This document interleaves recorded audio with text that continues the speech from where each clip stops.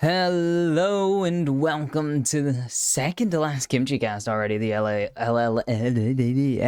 Spring Split 2024. Wow, this is weird to already be almost done with this, but we are here at lower bracket finals, and we have the final two teams competing for a spot in the LLA Grand Finals and a shot at MSI. And it is Rainbow Seven and Isurus today. Don't ask why they're ISG. They haven't been Isurus gaming in like 2 years. But Rainbow Seven, Isurus, two very decorated teams that I've mentioned way too many times already because tropes don't die, damn it. Isurus looking for their first championship in 2 years and their fourth all time. Rainbow Seven looking for their fifth champion. It's complicated. I think they're looking for their fourth championship, including... No, it has to be fifth, because... No. Math would say this is... 4. Would math say it's 4? I think so. Anyways, getting all over that. Rainbow Seven looking for the three-peat as well, or looking for the opportunity to three-peat this Saturday. They were the only team to win both... They're actually one of 2 teams to win both their 3 teams. Genji did it too because Korea's hilarious. One of 3 teams to win all splits in their region. And, oh no, Loud did it too. Man, everyone was winning back-to-back splits. Anyways, the 3-peat would be the first in LLA history. They became only the third team to win back-to-back LLA splits after Isurus did it way back in 2019, and Infinity did it in 2021. Will we see our first ever 3 consecutive champions? That is going to be seen as we jump into the draft of Game 1. Actually, Isurus haven't even made a final since they won their last championship back in 2022 summer, where they beat Astral, who they would meet in the finals. And anything can happen, obviously. But Isurus have been struggling. No games taken against Rainbow Seven. No games taken against Astral so far through Spring Split and Spring Playoffs. And is that trend going to continue? They've looked okay. They've had moments, and they had a very strong comeback against All Knights, which is unexpected to say because you really shouldn't need a comeback against All Knights. But here we are in the playoffs.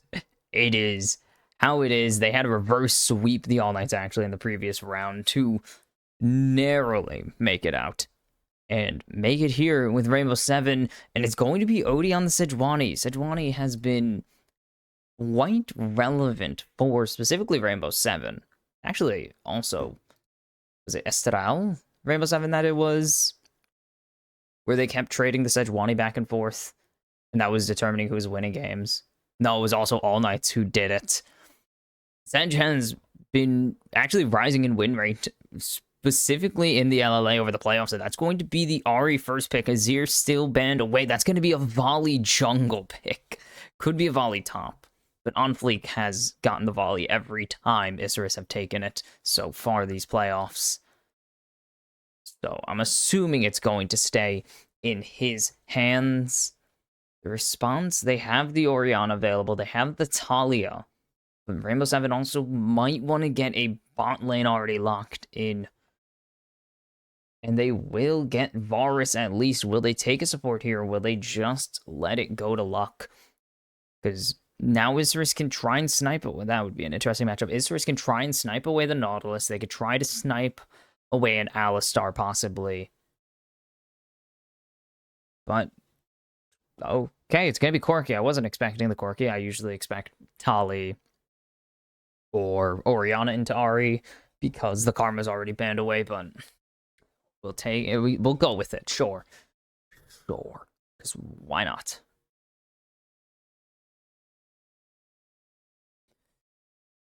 Now, Lava did take... Ooh, this is a Zeri. We've been seeing more and more Zeri as in all regions, we've seen an increase, an uptick in Zeres on this patch specifically with the return of Static Shiv to the meta rotation of items on 12, or 12, my god, 2 years ago, on 14.5. Jay's going to be taken away from Summit. I think he finally lost on that champion, but still very good at the Jace, of course. Renekton going to be taken away from Pawn here. Intriguing, I guess would be the way I'd put it. Intriguing. I don't really think of Pawn as a Renekton, but has had a very nice record on it so far this playoffs. Went 2-0 against the All Knights with it to power his team to the reverse sweep, and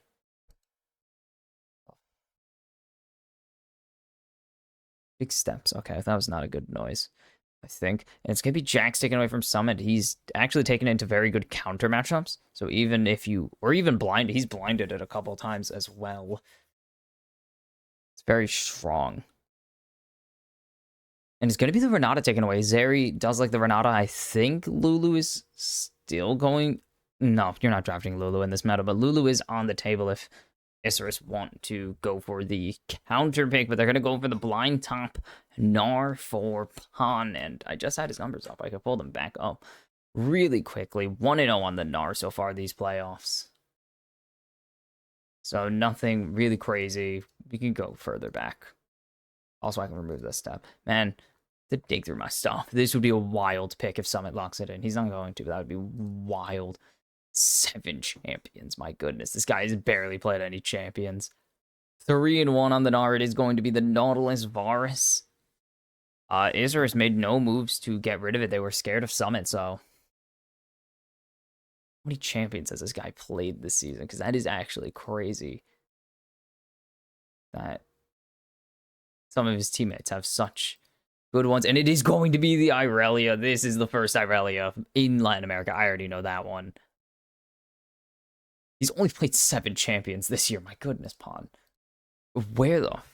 Okay, this is not what I was expecting. Irelia 1 and 8 around the world in MSI eligible regions. Oof.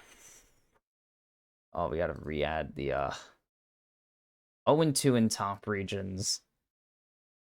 That is not a good sign. It's gonna be the Alistar into the Varus Nautilus. We've seen this matchup already, haven't we? I think we have. Oh man, I get to... Okay, we saw this support matchup. I swear I've seen this. No, we haven't seen this specific matchup yet. No Smolder as well. Smolder actually didn't even have an impact on the draft. Is very interesting to me. Oh. Winless in non-Oceania. Oceania? I never knew how to pronounce it. Oceania, winless outside of there. 1-1 in the LCO. 0-7 everywhere else. So, an interesting pick. We might as well go to Summit, because I think Summit is going to be the interesting piece here, is how he's performed on this champion in his career then, especially into Gnar. Gnar. And game 1, the table is set for game 1. 4-6 on the Irelia in his career, that is. So, the win rate not massively in his favor. A 40% win rate in 10 career games. He's really going to need to show up, as this champion is barely above a 10% win rate on the year. And it is game 1, but this is a team you haven't lost to you haven't lost to this team in, what, 3 months now? It's been 3-ish months you haven't lost to them. So to drop your first game to them in this fashion on a counter pick into the Gnar would be a very conky move. And I expect nothing less from Summit. He's only played into Gnar once. He hasn't played this thing in 2 years. It's like 1.5. He lost. It was to freaking Thunder Talk while he was on FPX. Man, there's so many things with this sentence that are just crazy. And now Rainbow 7 getting deep vision early. No crazy no crazy rune setups here. We aren't seeing Conqueror That looked weird. Okay. What the heck? He casted that from there. Jesus Christ, Volibear is insane, dude. We are seeing the Conqueror Irelia instead of Lethal Tempo is going to go for more all in than scaling attack speed, as there's the hook landing onto Shadow, and Sayo Lion's just laying in some early poke. Shadow gonna be able to heal as long as Gavato can kill off this wave or land CC, which isn't happening. It's not gonna be a ton of healing, but actually he's gonna get rehooked here. Lions is sniping him. They know he's there, and they're just gonna have to let him. They have no choice. It's a level 1 Alistar. What did he even level? That is a good question. What did he level? Honestly, I'm not expecting anything else. So, might as well see what's on. Oh, Javelin Pittore. And Pawn zoned off the wave entirely. Exactly what I expected. We're going to switch this over. I'm trying to pull it. Oh, it's not going to let me. And sometimes. Yeah, it's not going to work. I hate this freaking website, man. Anyways, Isra is losing push in almost every single lane here. Actually, not even almost. Just is. They have lost push in every wave. There is such a good early aggressive presence from these Rainbow 7 laners. And Lava's finally lost push, actually, because Foxfires with Orb of Deception cleared out perfectly. But now Kaze, unaware of Odie's positioning, going to get the stun. Is he going to force the flash out? He will get the flash out of Kaze, and Odie using the... I don't even know what that was. The reacquisition of pressure against Isuris. And also the position of... They knew where Onfleek was. They knew Onfleek wanted to go for his red buff, so he wasn't going to be able to answer that play at all.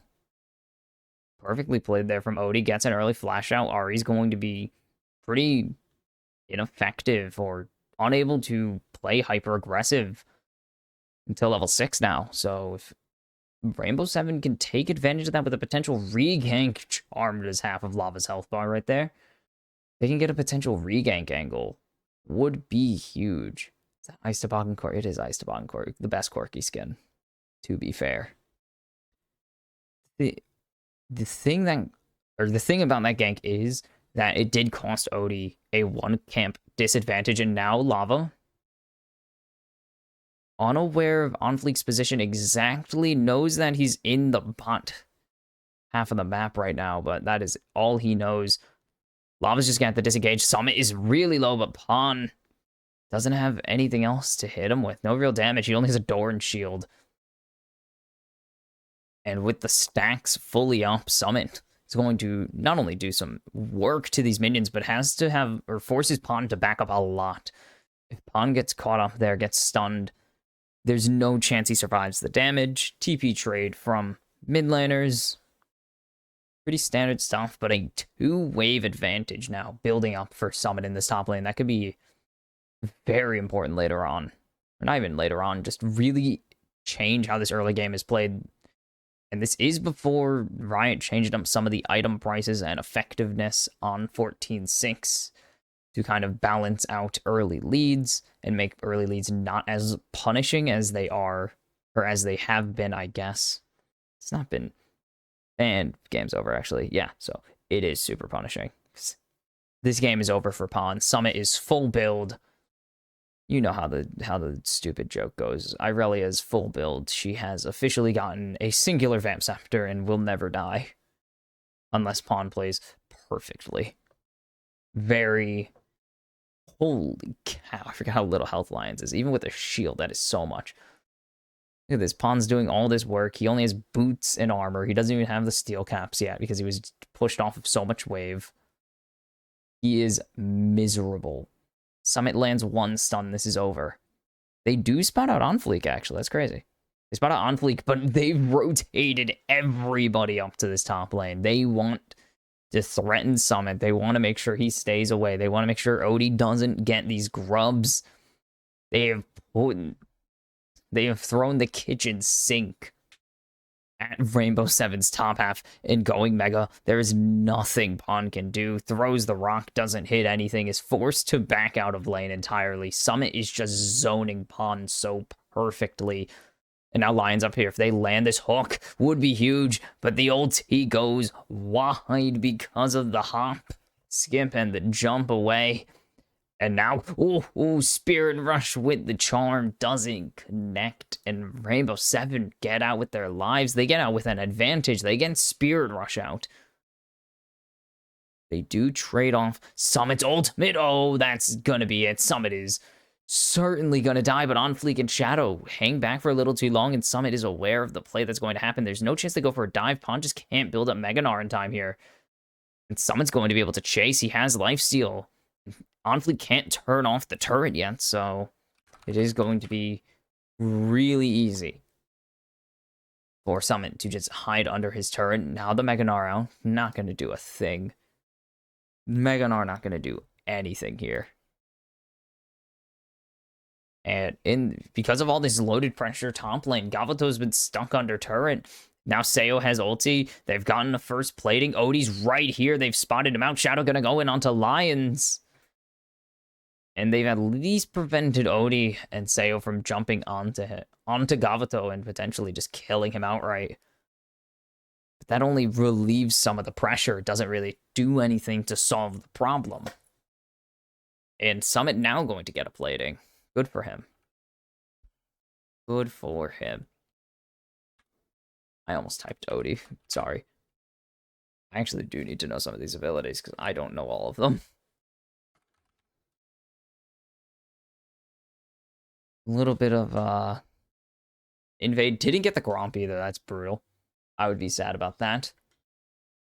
Mostly because I just want the Gromp, not because of anything in particular.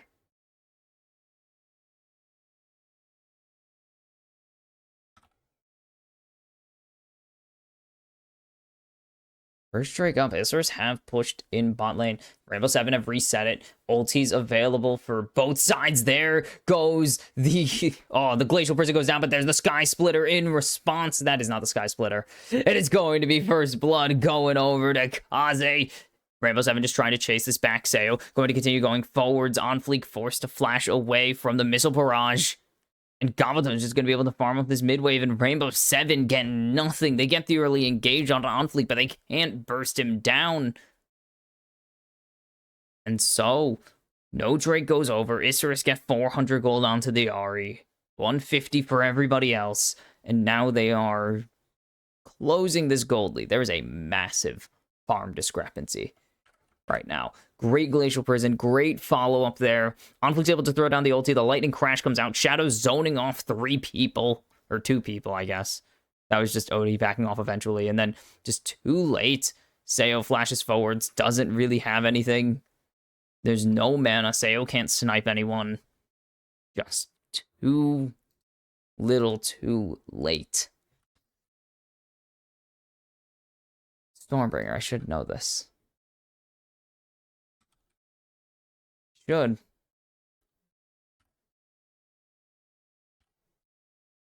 There. Now I can actually remember abilities, and if I don't, I can cheat. The damage is really good there. Sayo, Lava, doing good work. They just can't kill anyone. They did choose they did just choose the tankiest member of that fight. Shadow's not that strong yet. He didn't even have ulti. So... definitely Alistar with his, or not Alistar, Volibear with his extra health from Stormbringer. That's only 4 stacks? I thought it was 5 stacks to get the passive up for Irelia, whatever. They did choose the tankiest target, who also became immune to CC and did a lot of damage. As Pawn's just getting jumped on, there's the Vanguard's Edge. Flash for flash, it's going to be a trade as well, though. Pawn plays that perfectly to get his kill back. And it's going to be something, but it is still a lot of gold ahead in the top lane. Still 23 CS ahead, almost 6 regular waves. I don't have the math in my brain to do the normal one. As there's Kaze going forwards onto Lava. Spirit Rush not used. Yeah, but there it is. forcing the package out of Lava before the Drake fight even begins, and now Unofficial should just be able to take this no contest. So Rainbow Seven getting this push in the bot lane now. They can try to respond. They have depth charge and everything available, but it's a singular Mountain Drake, and it would be a 4v3 Lava in no condition to fight. It's an easy disengage and an easy first Drake for Isurus. Starts so well. Look at all the damage, but Pawn lands the Q auto. That's the third turret shot for Summit now, so Pawn just wasting enough time to get the extra ticks of damage off of that tower. It works out perfectly in a trade for 300. He just needs to try and keep pace with what he has already. Can't really worry about what he's already lost, which is everything in terms of CS.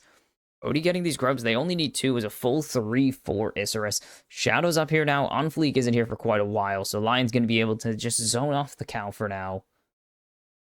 Once Unofficial gets here, Isurus have formed a wall to prevent him from entering. Odie going to get his 2, so he's just able to freely disengage, and Isurus will just take this 4th Void Grub for themselves. So no Void Mites, 4-2 split in favor of the Shark Squad. Rainbow Seven getting just enough, the bare minimum, to prevent the sieging power of this Gnar and this Zeri from going through the roof. I thought that was a vibe. Okay, whatever. And Pawn just continues to get zoned off. It's going to be really hard for Pawn to push if he's just getting bullied all game. Just can't get anything going. He has a single item component. Summit is Bork. Summit's at Bork. Pawn's at Hearthbound Axe. It is not looking well. There's the stun landing. Pawn doesn't have the ulti yet, but now is going to be able to go Mega. Will Unofficial be able to respond? This has the flash. There's the stun. The Sky Splitter's enough. No Stormbringer going down. Summit going to get his W off, but the Gnar comes through, and Unofficial's going to pick up the kill there onto Irelia. And Pawn is just buying time. Unofficial is exactly where he needs to be to defend his very behind top laner. And that is more money to make the comeback more possible. That is more time to push into waves. It is everything he wants. Lava.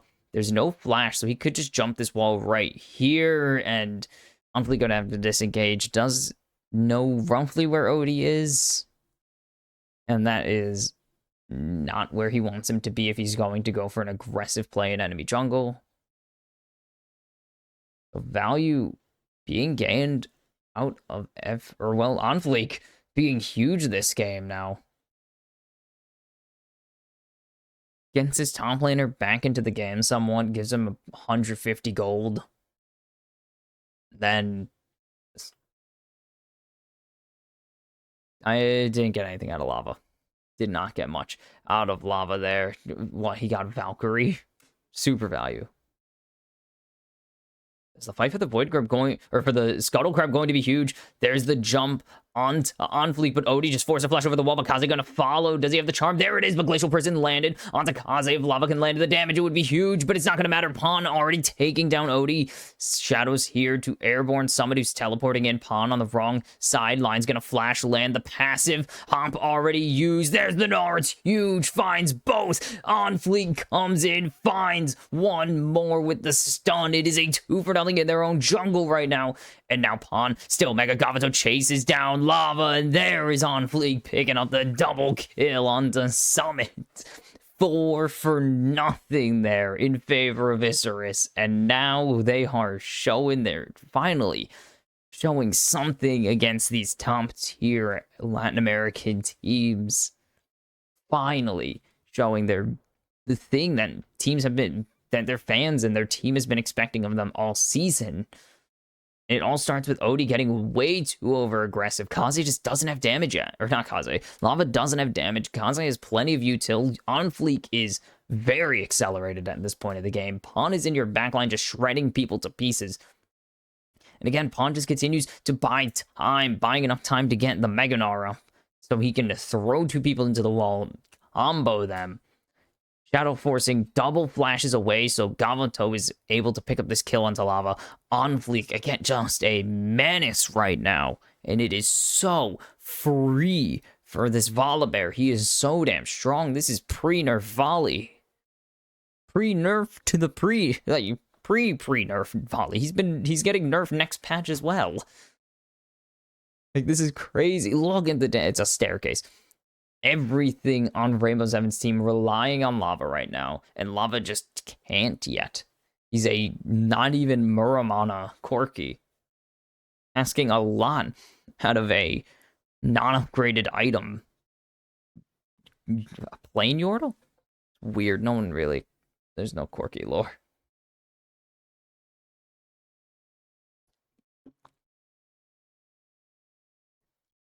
And while Summit, or not Summit, Whoops. Summit, yeah, was accelerated. Now he's very behind. Onfleet going to get a little bit of damage, land the tower charge. The package is here. If they think they could jump in and maybe grab, or not even jump in, just zone off. Allow themselves to start this Drake, try and finish it off. Even out the Dragons, at least get something of value. But this is risky. Pawn, he's tired. He has to be tired there. So no contest coming through. Pawn couldn't even build up a rage bar if he wanted to. They still have the package. They're going to land onto Onfleek. There's the package coming in onto 3 members. Onfleek is going to get shut down. No doubt about it. It's going to go into Summit's pocket. Now he's diving Pawn. Meanwhile, Lava running for his life in the 3v1. Gavato's going to pick him up and put him down a second time. And now Pawn is looking for the clapback. He's chasing, but no hop to follow Summit, who blast cones away to safety. A 2-for-1. Actually, no, 1-for-1. I can't count. A 1-for-1 that could have been better for Rainbow Seven or Isurus, depending on how things go. If Summit just has a little bit more damage there, he gets Pawn before the Mega Gnar can build up, before he can run to the safety of his turret. If Summit has more damage, or not Summit, if Pawn has more damage there, Summit's not going to run. There's no chance Summit runs. But they know that they needed to get Onfleek down, and that is what's so important. I said he's the tankiest member of Isurus. And that is true, so you probably shouldn't be targeting him, but they needed. He was worth way too much gold. He was a valuable target and a key part of Isurus's fighting strategy right now. There's no chance you let him survive. And don't make him the main target. And now Summit jumping forwards. Nice stun, but it's going to be returned in favor by Onfleek. Onfleek no ulti yet, so Summit going to be able to run away with no threats of a dive coming through, but he needs to be very careful. Pawn, Shadow are here. They can throw really easy CC and allow Onfleek to lay into him. And Onfleek, just the pressure going to continue to allow him to push Isurus's control of the map even further. He's stealing the Krugs right now. Shadow is contesting the red buff, but Onfleek not going to be able to get there in time to smite it away. Odie going to be able to grab his own red buff. The danger is really there. Kaze is going to have Kaze just continues to have way more value at the moment until something comes through. Shadow going to be forced to burn his unbreakable will. At least depth charge comes out. They're laying everything into this Alistar. They're going to accidentally land a hook on Onfleek. And now Shadow going to return the favor. The lightning crash comes through. Forced to flash over the wall. There's the dunk with the storm bringer of Onfleek. And Rainbow Seven have poked the bear. And the bear has bitten back hard.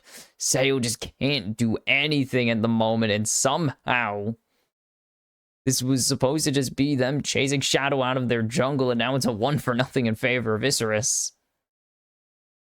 How on earth is this happening? Rainbow Seven are playing again like they don't know how to play. They don't know what they're doing at the moment. It seems we've seen this very rarely from Rainbow Seven, and it was pretty much only in game 3 and 4 last week that we've really seen Rainbow Seven look so uncoordinated and way over and very over aggressive. We've really not seen this all season. Besides games 3 and 4 from Estadal, they think they can catch out Shadow. Odie can't go over the wall though. And Shadow has unbreakable will. He reduces all damage he takes by 50% already. And then Onfleek gets brought into this, and Lions has realized he's made a terrible life decision. Forced to flash over the wall and still gets killed.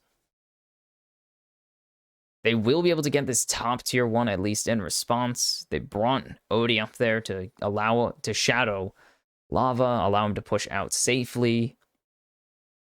They need this Corki to get online, but as long as he's in a slight farm disadvantage, but that's not what's going to matter. As long as he's behind Kaze, he's going to be less valuable when he's not packaged up. He has the Malignance now, so there is something. Did Odie get that? Are you kidding me? Good smite there by Odie. Good awareness of the map. Be able to snag that. Gonna have to jump over the wall there away from the Sky Splitter. Onto blue buff. He can try and get this. He's going to need to. Onfleek is here, and he's going to try to steal this away. See the total gold. A lot of Isurus. 4 out of the top 5 is Isurus. There's the smite to steal away the blue buff. Odie didn't have a chance to get it back. Using it earlier to steal away the Scuttle Crab is the punishment. And Odie's not really behind in a way, in terms of farm, in terms of everything. Oh, in terms of ganks, yeah. Dude's getting cooked. He had one early play on Kaze, and his catch-outs have only been onto Onfleek, and it's worked once. Caught on Shadow once. That didn't work. Rainbow 7 are really going to need to figure out what their fight strategy is here. That's good damage from Lava. They can just let Lava go crazy, but they need to really start doing that now that he actually has damage. As you could see, oh, you can't really see down there. But down there, down in the bottom corner, we can see Kaze shredding this top tier 2. We'll be able to get this before... Actually, no. Won't be able to get it before the Drake falls, but we'll still get almost. Tried his hardest, but he's still going to be able to grab the tier 2 in top lane. That's going to be a really nice point for Pawn to push in, or Kaze himself. Both likely going to be Kaze right now, actually. Looking at the teleport situation, Kaze likely going to be the one to push out this top lane. Or continue to push out this top lane, I guess. No. Actually going to come in here. Summit's getting stunned up right now. He's trying to 1v1, but here comes Kaze. Pawn's going to get the final blow. They're going on a killing spree, and Summit got such an early lead, and it has fallen to rubble and ash.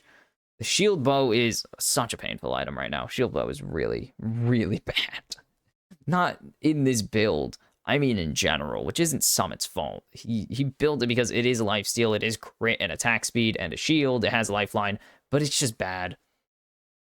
It's the worst lifeline item in the game right now, which is concerning for both this build and maybe the health of Yasuo. They've started the Baron. It's already starting. I say already starting the Baron. We're 23.5 minutes into the game.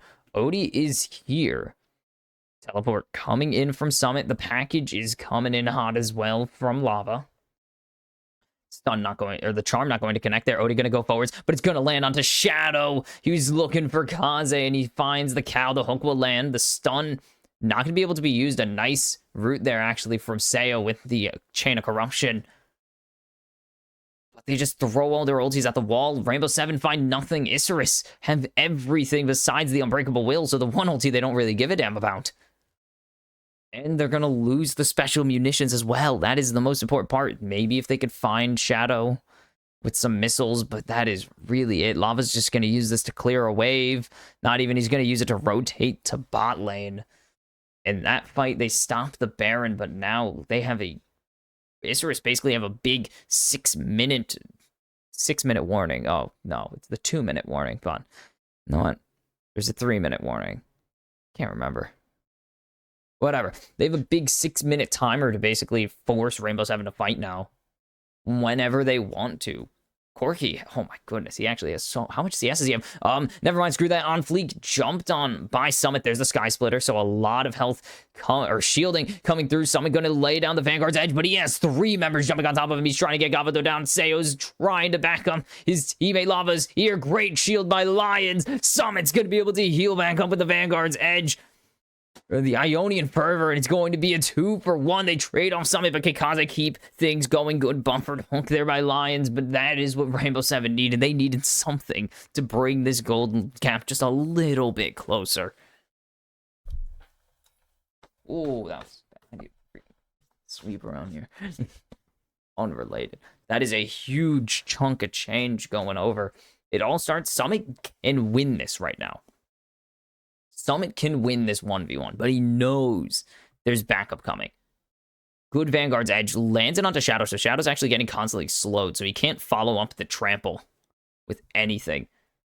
And then great shielding. Holy cow. Barely able to grab that, and then Kaze, great Orb of Deception, true damage, goes straight through all the resistances. Lions, good buffered hunk there to get out of the situation. Seo finally gets to be active in this game, though, and Summon is going to be able to use his health for something at least. His lifesteal, his consistent damage output, or something. And LaGuardia are getting a little excited, but you're still 4,500 behind. Yes, and actually there are no ineffective leads here. All of them are effective. Lava's ahead, by the way. Lava is ahead in terms of gold. But Kaze is going to be able to use his gold. On Fleek is going to be able to... pretty much all 4 members of Isers that you want money on are able to use them in an effective manner and have money on them. A great advantage for Gavuto here. An incredibly strong advantages for Gavuto, On Fleek, and Pawn. It is so dangerous right now for Rainbow Seven because they need to pick their fights properly. There's the Glacial Prison going down, but Shadow's going to land a nice 3-man Q, and that's going to send everybody running because now Pawn has teleported in. He's about to go Mega. On Fleek is just going to be able to run away using the Stormbringer to get out to safety. And Rainbow Seven don't burn. They burn a lot of ultis, but that is really it. They burn 1 flash. So they still have fight potential here, but Gavuto now has his 3rd item picked up. This is a dangerous scenario. Isurus are in control. They have 4 ultimates available, really only 3. Or they have 3 ultimates available, really only 2, because Pawn's ulti is going to run out. But now it is a 2-2 Drake situation, so Drake stacking is really not a win condition for either side now. Yeah, throw something, hold on. Later. Who cares? Fix it later. Still just under 4,000 gold ahead for Isurus. If they can maintain this gold advantage on their, on their 2 frontliners and Zeri, that is huge. That will be such a massive advantage to have. Lava is 3 items, though. Lava's all the damage. Kaze's ahead in items because he's bought cheaper items. Just saying something because Eclipse is famously cheap.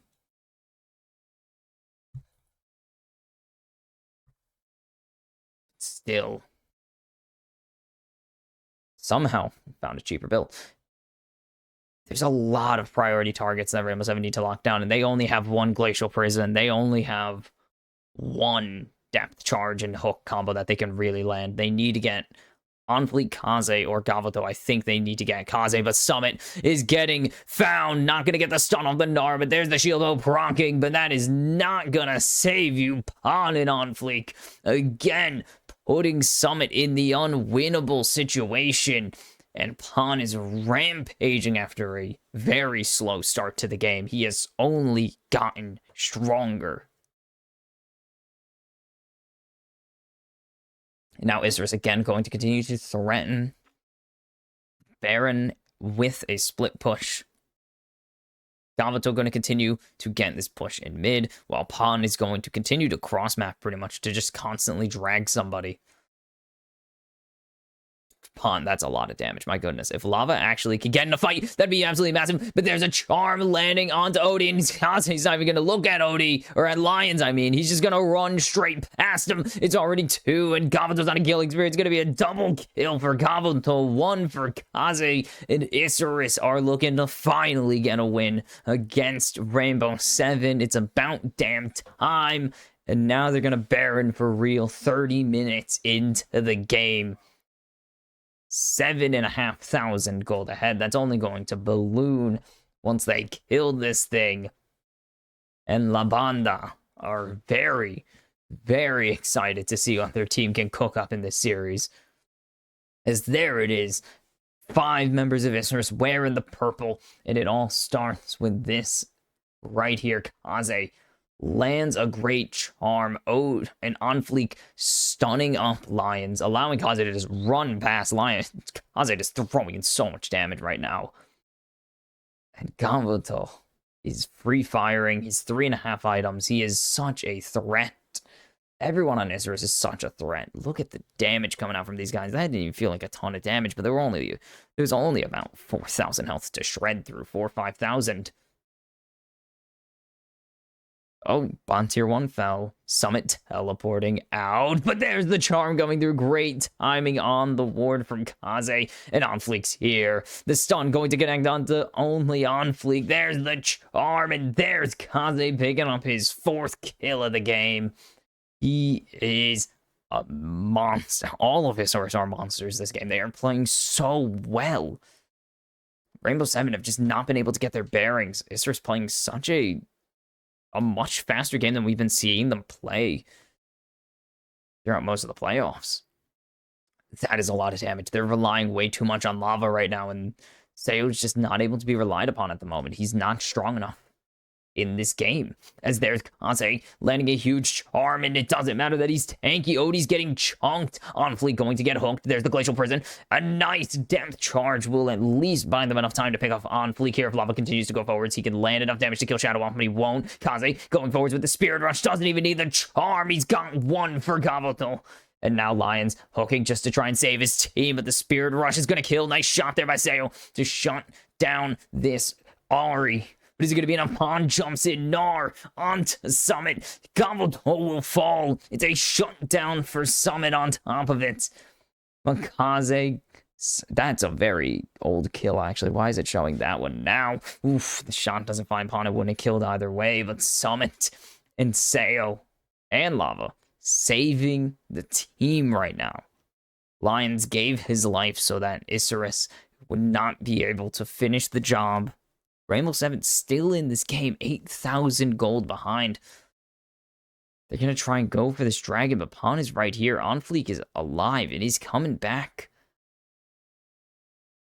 And it looked really bad for Rainbow Seven in this situation. But this Glacial Prison, Kaze gets charmed. It looks like it's going to go terribly. He's able to get out with a flash. Great hunk, and they instantly throw it into On Fleek. And there's Shadow falling with him, but irrelevant. Rainbow Seven full control of the river right now. They need to get someone. They're going to find On Fleek, and that's everything thrown into him, and he's not even going to get to the Sky Splitter. He's not going to get to hit the Stormbringer, and now they're chasing down Pond, but they need to get Kaze here. Kaze's way too strong. It's going to be a double kill already for the Ahri, and he's looking to make it 3. He's forced to go golden, though. Summit's sitting on top of him, and he's going to get killed off again, but Gavuto's in the fight now, and it's 2v3. Rainbow Seven running for the hills. Odie getting chased down by the Gnar. Lava's all alone, and Gavuto is looking to put a target on his back. But Isurus back into the base. They've stopped the Drake siege. They catch out early. Didn't matter. They got On Fleek. They didn't get the other carries. And now there should be 2 inhibitors going over to Isurus. Potentially another turn. No, that wave is going to wait. Terrible spawn on the bot lane. Lava going to try and get something back. Will land only a single rocket onto Gavuto, and Gavuto's going to reset here. Might actually have his 3rd item, or his 5th item here. Very much could. He is so fed at this moment. 6-1-6. One of the best, I'm going to say it already, one of the best ADC performances we've seen this playoffs. This season, even. And Kaze having another phenomenal game. 7-2-8 on the Ahri. Another one. And this should be sole point for Isurus. Somehow they haven't ended the game yet. That is honestly impressive that they haven't ended the game yet.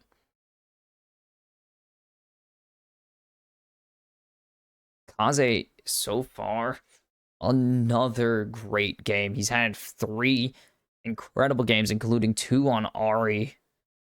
His first 2-death game since he died 9 times in game 2 against All Knights. Only died once or less in every other game since. So first 2-death game in a while for him.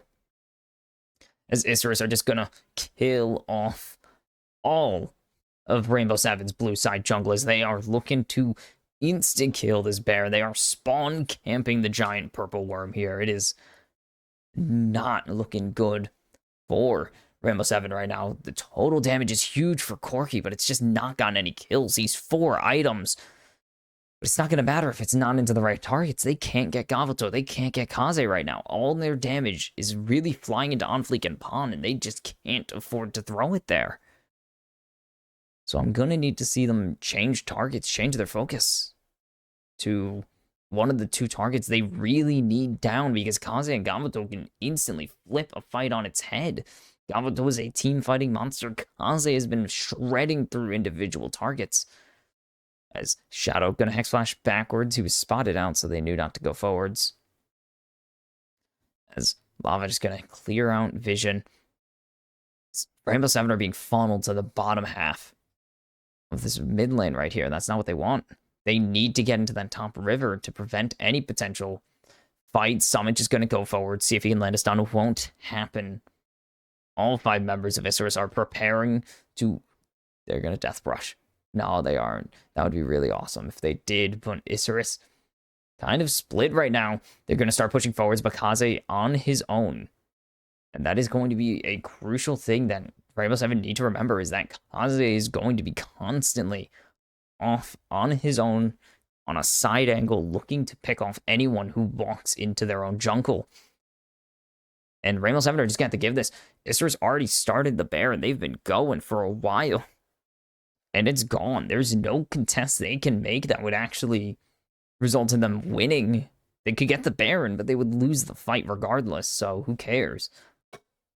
So it's going to be a second Baron buff for Isurus here. And with 2 inhibitors down for another minute and a half each, it is dire straits. For R7, they need to cover their entire base. They have 2 Nexus turrets at least, but that's a 5-item Zeri. Pretty much a full build Ahri. Then 10 stacks of Magi's gives quite a bit of stats. Just a little bit. They don't have full... Summon hasn't finished his GA yet. Corki, Lava's still working on his 5th item. Seo's working on his 4th item. They need to be careful. There's just no damage. Pawn's not really taking any damage. On Fleek's not really taking any damage. He literally has Sundered Sky, and that is it. That is how good Sundered Sky is. It is crazy. And now Summit has to teleport back to his own base. The Glacial Prison lands on a Kaze, but there's just no damage coming through. Shadow lands a massive 3-man airborne there. And there's the Gnar onto Summit. The tower's fallen. Summit has to go into 3, flashing back over his own wall. But Gavato's gonna flash follow, and that's already 1 for Isurus. And the Charm lands on Odie. Kaze's gonna make it 2. Isurus are closing the book on game 1. They are making a statement. Lava's back. He has the special delivery, but there is no delivery made. It hits only Kaze after he comes out of his stasis. He will get the shutdown, but it's already 4. Lava's being chased around by On Fleek. Not gonna die, but it is the Nexus that will die instead. It took a real long time, 39 minutes flat, but Isurus getting their first win over Rainbow 7 this year. My goodness, it took 3 freaking months. It took 4 meetings. Game 8, though, is the special one after getting 2-0'd twice and swept into the lower bracket. Isurus finally get their clap back in game 1 of the playoffs, and this is the most important series these 2 teams will play against each other probably all year, unless they meet in the playoffs later in the summer. This will be their most important meeting out of the 4 so far, definitely. And Isurus getting off on the right foot, most importantly. 1-0 lead. It must feel real nice, but you have to remember last week, 2-0 leads. Those teams lost. Rainbow 7 and All Knights had 2-0 leads over their opponents, and they both lost the series. All Knights getting eliminated by Isurus in that one. Rainbow 7 only getting knocked down to the lower brackets. So is there kind of this... I don't want to say curse, because curse sounds so annoying. Curse is like the worst word you can use for this stuff. But over the past week, is there this kind of inability to finish the job, I guess? The teams we've been seeing get these 1-0 leads have really strong games. Rainbow 7 smashed Astral in the fastest pair of games in the playoffs so far. Or at the time was and still is the fastest pair of games at the playoffs. All Knights look dominant in 2 very close but chaotic games. They dominated the late game over Isurus. and it all fell to nothing. So will Isurus keep the pressure up? Not in game 2, because even if they keep it up in game 2, we've seen 2-0 leads fall. They need to, obviously keep the pressure up in game 2. You don't want to just let Rainbow Seven tie the series up for free, but they need to keep the pressure up in game 3, because that is where we're seeing a lot of these teams fall, seeing a lot of these teams struggle to close it out in consecutive games, but we're not there yet. So 1-0 has usually led to 2-0. There's only one series where it hasn't led to 2-0. That was All Might's Leviathan, where Leviathan took game 2 and lost, and it was very sad for me. It was only sad for me. But otherwise, Isurus, very strong game to kick off this series. 15, 19 kills. Rainbow Seven just felt like they were on the back foot the whole time, which is so out of character for that team. It is freaking hot. This whole time. And this was a fight. Summit wins this if it's a pure 1v1, but Isurus had such good team plays. We're not going to call them that, because I was going to call them gang ups, but that's not cool. This actually did backfire for Isurus. This is one of the few plays that backfired. As Kaze was, oh my goodness. Kaze, Gavato, on Fleek were such a threatening trio that they couldn't do anything. And this was the story of top lane in this game. Pan was getting his head beaten. And none of it mattered, because On Fleek was here to back him up. And On Fleek was everywhere this game. He was in mid, he was in top, he was in bot, he was on the objectives. And everything was going On Fleek's way. It is on there showing the 2 fights that I think didn't go Isurus' way after a while. This was such a good team play from Rainbow Seven. They thought they called out Odie. Instead, Odie survives the initial burst, is able to flash out to safety, lands a great Glacial Prison to follow up a nice dredge line there. And they do, I know why they're showing this, because it was a great play for Isurus until they really overextended. They get the turret, yes, but they lose so much here. 1,000 gold shutdowns, or I think singular 1,000 gold shutdown, and plenty of kills handed out. And then this is where their catch out comes back to bite them. They get on Fleek. Kaze shredded through Seo already. He has another charge of Spear Rush. He is shredding through Lions and Odie. Your 2 tankiest members, he is treating like paper mache. And then Kaze, he goes golden. They kill him, but Gavoto's here. It just feels like they're too late on their timings. They got on Fleek to start the fight, but they forgot Kaze existed, so they had nothing prepared for Kaze. They threw all their CC. Dredge line, depth charge, chain of corruption, glacial prison, everything. They threw everything to kill on Fleek. They had nothing for Kaze, and then they got Kaze, and then they had nothing for Gavoto. It's like, didn't really feel like they had any CC plans, and this last fight was a formality. Isurus got a second Baron. They were so accelerated. 25 kills in this game, my goodness.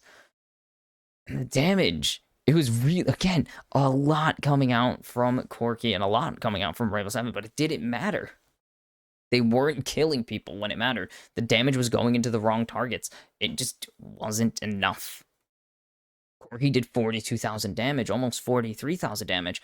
How much of it was going into On Fleek? How much of it was going into Shadow and Pawn when they weren't the target or when they weren't the optimal kill? How much of Summit's damage was in 2v1s, 3v1s where he just died and didn't even get a kill back? How much of the damage was Seo just throwing out poke or just fighting in lost fights because Seo just wasn't able to fight after a certain point? And that's kind of the whole mess of Rainbow Seven. It's the thing that we've seen them do only against Estral, is they pump damage into the wrong targets, and it makes the numbers look real good, but it makes the game unplayable for them. Hitting a Volibear, hitting an Alistar, hitting a Meganar with damage is good for the numbers, bad for the fight most of the time. Yes, getting on Fleek down is important. Throwing 6 CCs at him and saving nothing for, I don't know, the very fast-moving Ahri or the hyper-carry Zeri is not the brightest idea that I've seen this team have, which sucks because they're really good. They play really well. They play their style, and I like it. But it feels they didn't have that. They had focus, but I just think it was in the wrong place because of the time that they were putting on Fleek would have been a nice target to get down if Kaze and Gavuto weren't fed as all hell. Like, that's a 4-item Zeri. I think the 4-item Zeri is a bit more of a threat than the 3-item Volibear, especially when Volibear's mostly tanky and all of his damage is coming from Q, or is coming from his W pretty much, and his ultimate. Meanwhile, for Isrus, they were playing great. They got everybody ahead. On Fleek was ganking like a madman. Pawn overcame. I mean, On Fleek pretty much helped Pawn overcome his very weak early game. Gavuto didn't really need to do anything, played safe enough to be able to scale to the late game. Kaze was a huge part of getting out on the map, and well, actually not getting out on the map, but was a huge part of Isurus's damage and finding the picks with On Fleek and Pawn. And On Fleek, I already talked about, but On Fleek himself was everywhere. He made Jose Dioto get he just was Jose Dioto got jungle gapped, or not Jose Dioto. Man, I'm still thinking old Rainbow Seven. I miss old Rainbow Seven, but Odie got jungle gapped so hard, and it just was unreal how much of an impact this Volibear had on the map. Yes, Volibear is really strong right now on this patch, but that is not enough to explain how much he was doing and how much value brought to it. What is this fight? Why did they show this? I know it's because he got kills on it, but this is really not a fight I think he did a ton on. I think that fight was mostly on... This play was mostly on Pawn, really, if you ask me. Oops. I didn't transition the other way around. Whoops. Smooth as butter. Raw talent. Other words. Let's set this up. Boom. Yeah, Isurus crushed game one. Rainbow Seven gonna need to really pull this one back and show that they have some fight left in them in game two if they won't even have a chance at making the or making a split finals. So I will see you for game two, where we will see whether Rainbow Seven pull it back or Isurus extend the lead and finally get a chance to eliminate Rainbow Seven.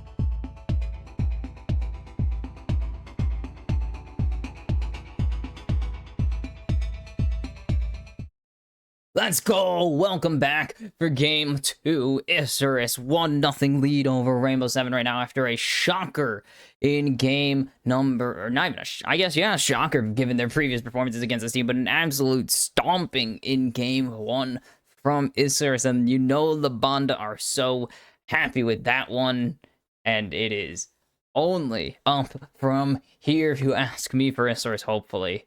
I love this Rainbow 7 roster. I want this to go 5.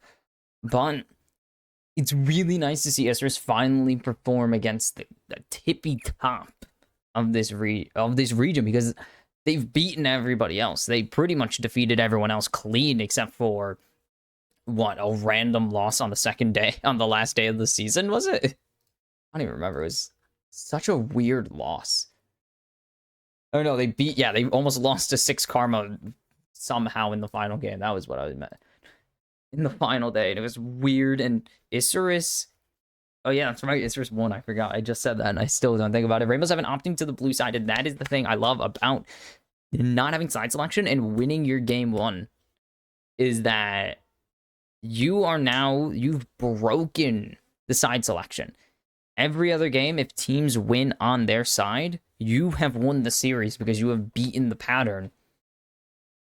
And Rainbow 7 had side selection coming in as the 2 seed over Isurus's 3 seed, so getting them onto side selection now on the alternating the pattern pretty much is a huge deal. And now the value is pretty much, as long as you keep trading wins, you are in such a good position. And Odie didn't have a terrible game on Sejuani. The real issue, I think, with the Sejuani, or with Rainbow 7 last game, is that they kind of just didn't do anything. They got a massive lead in top lane. They never answered any of the ganks they went, and there we go. And they have to have something cooked, because they have just sent back the same 2 picks over to Isurus. Kaze is filthy on this Ahri. Unofficial, I think, is the originator of the Volibear in the region. So it is insane that they just handed this back to them. I can't imagine why, unless they really have something cooked, and they're going to take the Talia this time into the Ahri. They seem to have figured out that that is the better lane matchup into her instead of the Corki. I wasn't a huge fan of the Corki, so it makes perfect sense. So that is nice to see them actually change up the strategy, and it is kind of a thing that does separate good teams from the slightly worse teams, is their inability to pivot, and they are going to get Jace first rotation. The Irelia did not even get close to working out, and with Jace being banned out second rotation last time, they're just going to grab it this time, leave the bot lane for a blind.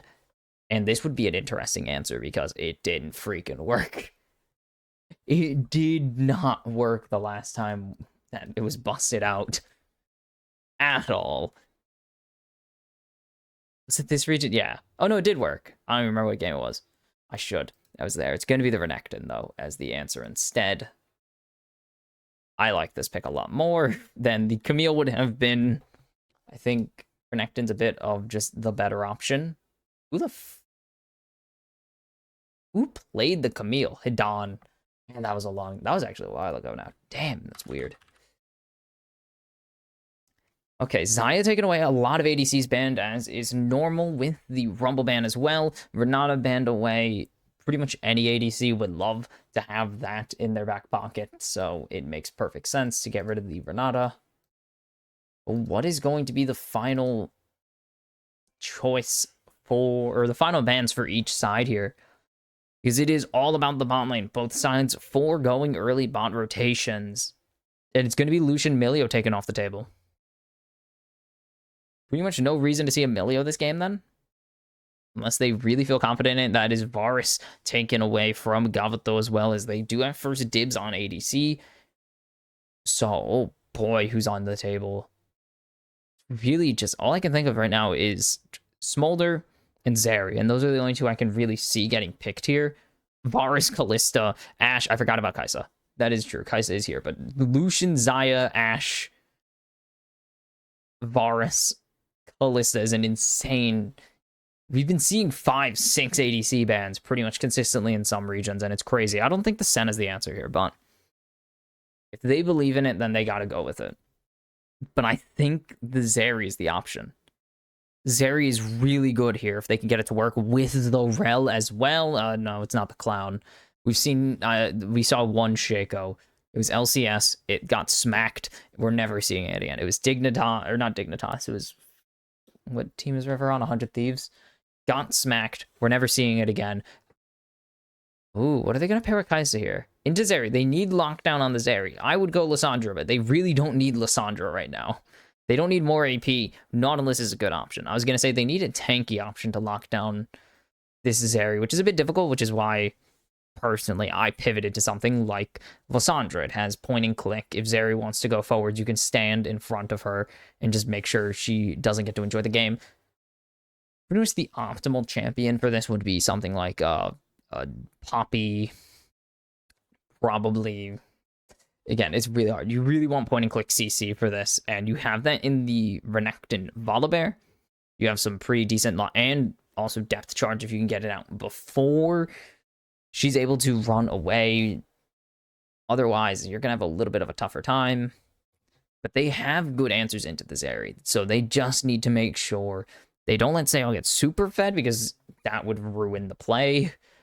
And really, really make sure that they put emphasis on actually getting rid of the Zeri, because that is pretty much what won the previous game for Isurus, is they just didn't want to get the Zeri, they didn't want to get the Ahri, so what was the point? Did I already put in... Why did I put Camille in already? That was stupid. Anyways. Oh, Rel.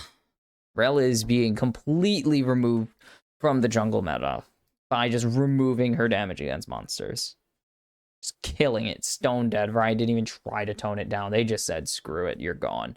Such a weird way to shake up the meta before MSI. Such a dumb way to shake up the meta before MSI. Anyways, enough whining about MSI. We're going to game 2, where Isurus have a chance to put Rainbow Seven on the brink of elimination and put themselves on the verge of making their first finals in 3 splits, which has to hurt as one of the big legacy orgs. Rainbow Seven pull all 5 members into the top lane here. Wow.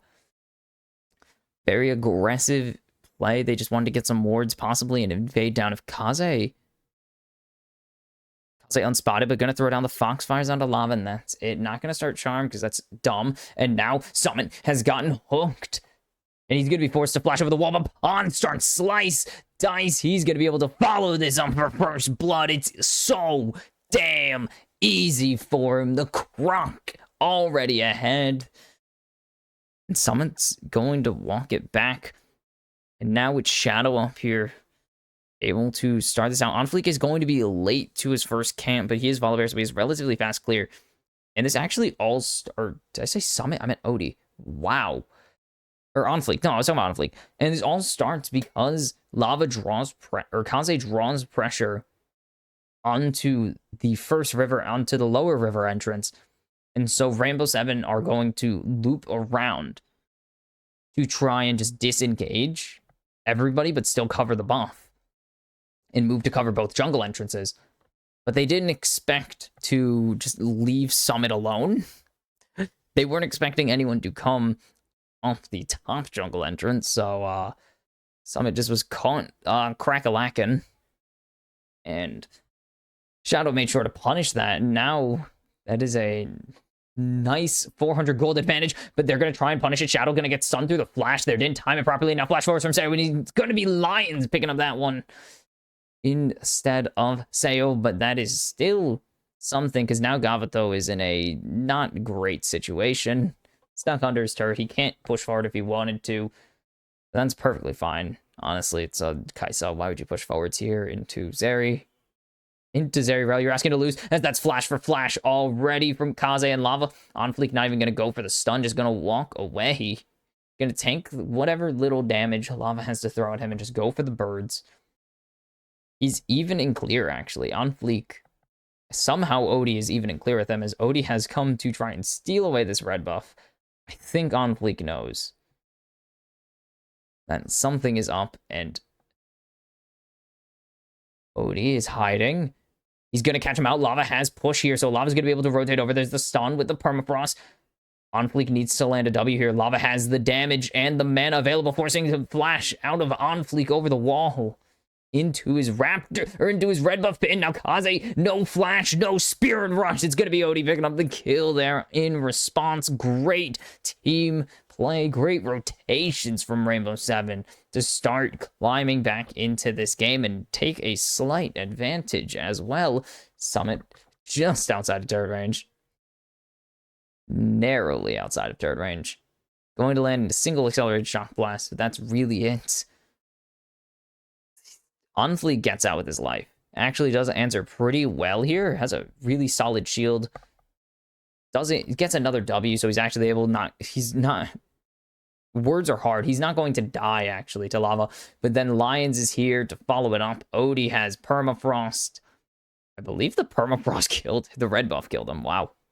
It's not super common you see red buff kills. Usually it's Ignite or some random bombies damage.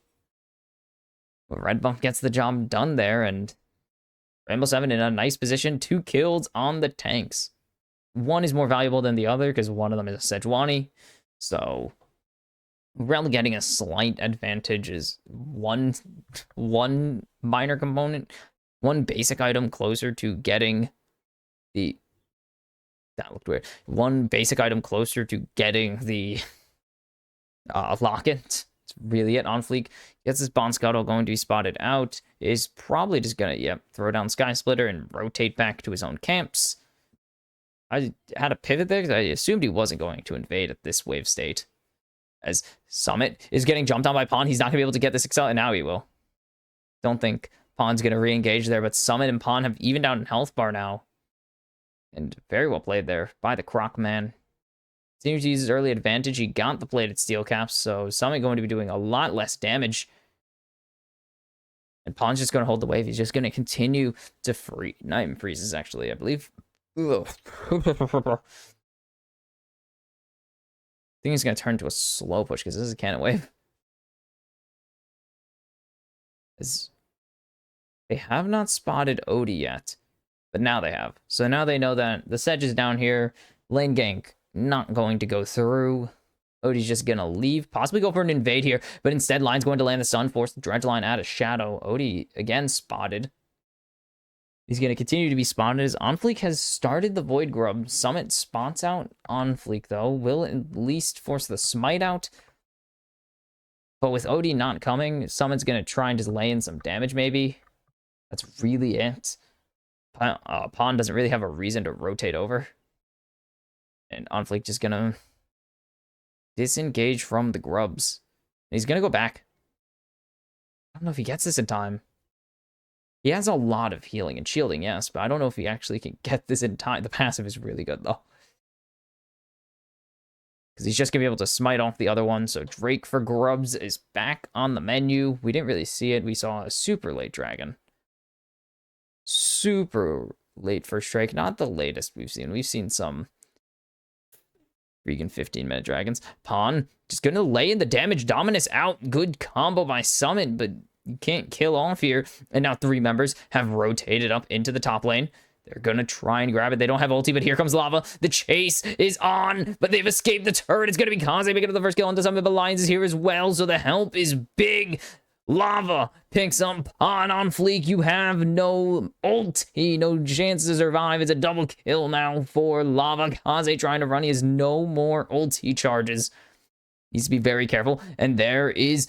Ooh, trying to get one with the seismic shove. Not going to happen, but Shadow is forced to sack his life so Kaze can escape. And a triple kill for Lava there is going to swing the gold lead massively in his favor in this mid lane.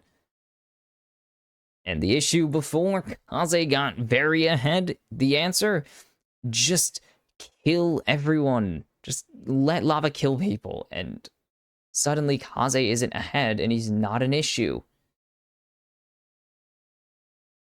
Kaze gonna have to drop 2 more minions here as well. Doesn't have the teleport. Onfleek gets spotted, though, so Lava gonna have to be a little bit more careful. Onfleek now with the Stormbringer as well. He's got the Stormbringer over the wall. He's just going to try and kill Odie. Stormbringer out. There it is. The dunk goes through. Seismic Shump to safety. And it will be a 1-for-0 on Fleek. Perfect time to level up. Why don't you? Perfect time to get your 6. It all starts with a very aggressive dive. This actually can work. But Pawn has to actually walk away from Summit, because if he hits him with the Dominus, he'll die before the dive can go through. But he dies anyways. Great permafrost there, and Lava follows it up perfectly. But Onfleek doesn't have 6. So he can't go through... He can't go through the Unraveled Earth without stunning himself. Or he can't go through the Unraveled Earth at all. Good W there from Kaze, actually, to get out. Shadow tried, but got stunned, going for a Dredgeline buffer to escape. Ooh. Glacial Prison available. Gavato doesn't play safe enough here, as Shadow's going to be thrown in. Odie going to try and find one. Will get Lava 1 at least with the Seismic Shump combo. And the Glacial Prison did go out. Oh my goodness, my nose. Shadow gets nuked. He's 0-3. He's having a bad time. Odie and Lava are stealing camps. This is going disastrously for Isurus in this early game after such a strong opening in game 1. Onfleek is very effective. Is continuing to be very strong here. Onfleek going to smite away his own blue buff as well. Odie's going to be able to go over the wall here, so Onfleek going to just let it happen. He's going to run away. It's just going to be Deep Vision from Lava. Actually can set up this play onto Pawn. If he wants to, he's lining up the wall, but it's not going to happen. There's no wave, so no dive. And this is a very good 1-for-0 here. A 3v3, but Shadow just doesn't get to play the game. A good hook onto Lions at least, but that Seismic Shove is huge. Allows them to layer 2 stuns onto Kaze. And the punish is massive now from Rainbow 7. And Shadow is looking for a dive here. Hooks back to the enemy turret for safety. They get a plating, they leave. Lions is up top lane. They know that. They have a ward here. They know Lions is top lane. Or was, in a sense, was top lane. And now Pawn going to go forwards. They have the Stormbringer. There's the flash. There's the stun. There's the turret being disabled. And there is Summit being sent to the fountain by Onfleek. And the Volibear continues to be a problem for Rainbow 7 to deal with. This game is 500,000. That's teleport out of Lava. Kaze is going to be able to push unless Lava wants to burn his ultimate on his... very, very narrow recall there for Onfleek. Sundered Sky is finished. The punishment again. We saw this last game. We're seeing it again. Gaboto is left on the island. And Odie possibly can get caught. It's not likely, though, as there's the permafrost coming out. Great depth charge finds 2. The lightning crash comes down. Lions doesn't have the magnet storm yet. There's the cancel on the crash down. It's going to be Gaboto picking up his first kill of the game. But there is the kill going over to Summit on Onfleek with the front flip. Summit looking for a snipe right now. Is he going to be able to pick it up here? He's looking for it. They don't know. Shadow spots it out, is going to be able to dodge it. Summit just had to wait for some cooldowns, wanted to make sure he got as best an angle as he could, didn't get the kill, but delays the recall. It will be a 2-0 Drake lead on top of this for Rainbow 7. And that is huge. And Lava doesn't need to worry about trying to out-damage Kaze because he's ahead. He's winning. And this starts out with a really good catch-out, actually, from... or what seems like a good catch-out for Rainbow 7, but then Kabuto, and that's a great catch-out right there. That cost them the fight, pretty much. With that going down, they have no way to continue fighting. Great Glacial Prison, great reaction speed there from Odie to shutting down Onfleek's engage and just ending the fight where it is. That is a super low. Holy cow. 3 starter items bought by Kabuto. I was wondering why he has 100 stacks on his tier, because he bought a tier of Dorons and a cull. So he bought the tier last. He bought the cull to get the Doron, or he bought the Dorons to get the cull to get the tier. That is insane. Void Grubs. It is going to be a 3-3 split this game. So no one going to get a stronger buff than the other. Of course, Void Grubs, or Void Mites, turned away as well. I was going to say denied. I couldn't think of the word. Labanda are trying to hype up their team, but Rainbow Seven are LaGuardia cheering back just as hard. These two teams, it's like El Clasico. Except Infinity used to be El Clasico. And then Infinity became really bad at video games. Anyways, this tier 2 or tier 1's in top and bot being sieged. I think the top one's already gone unless Pawn has Dominus in his back pocket and wants to throw everything at the wall. We'll be able to just back up though. Lions and Sao, they don't want none.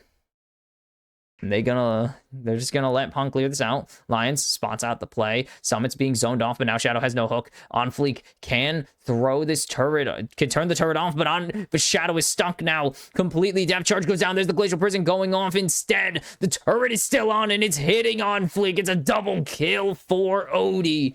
And Isurus's play just goes a bit wrong. I think they took a little too long to go for it. Didn't think that they wanted to go for it, but Odie is going to get killed. Shut down there. Gavato jumping in with the killer instinct, but he's gonna have to run for his life. Flashes over the wall. Does Lava have the chase? Does Summit have the chase? I don't think they want to find out. And they will be able to get this a 2-4-1. And again, with all the kills going on to Odie, it's not the best case scenario for Rainbow Seven, but Lava's still 4-0-3. So who cares? Shadow coming in. If he lands the... Oh, I should have went for it. No, I would have went for it. Bro should have went for the hook here. Pawn is going to continue sieging this top turn, but Lava is here to defend it. Oh my goodness.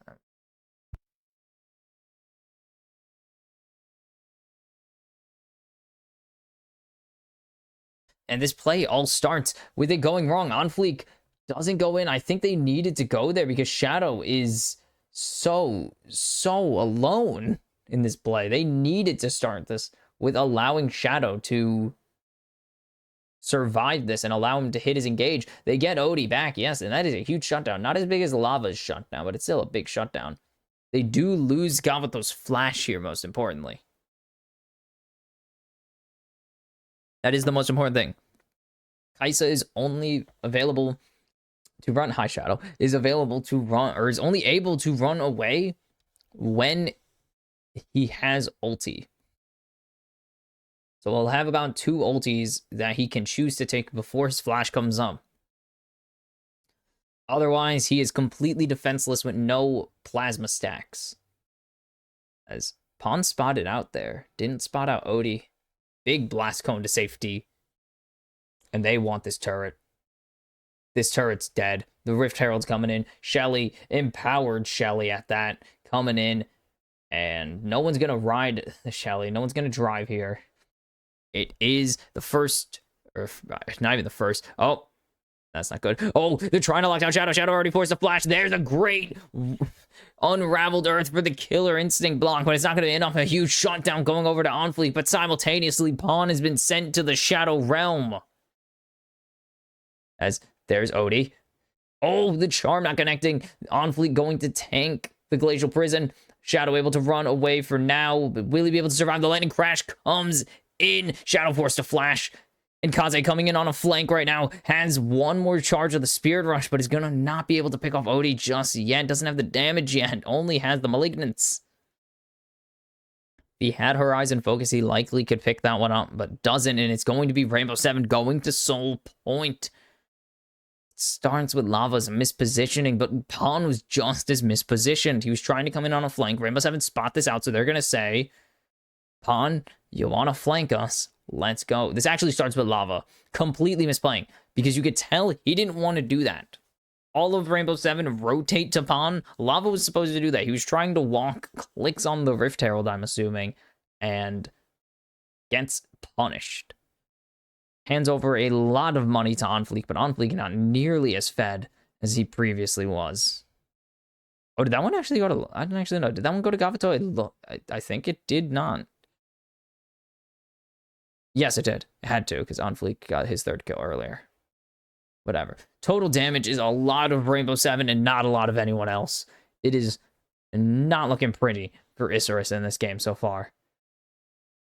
Pawn forced to disengage. Kaisa is in there.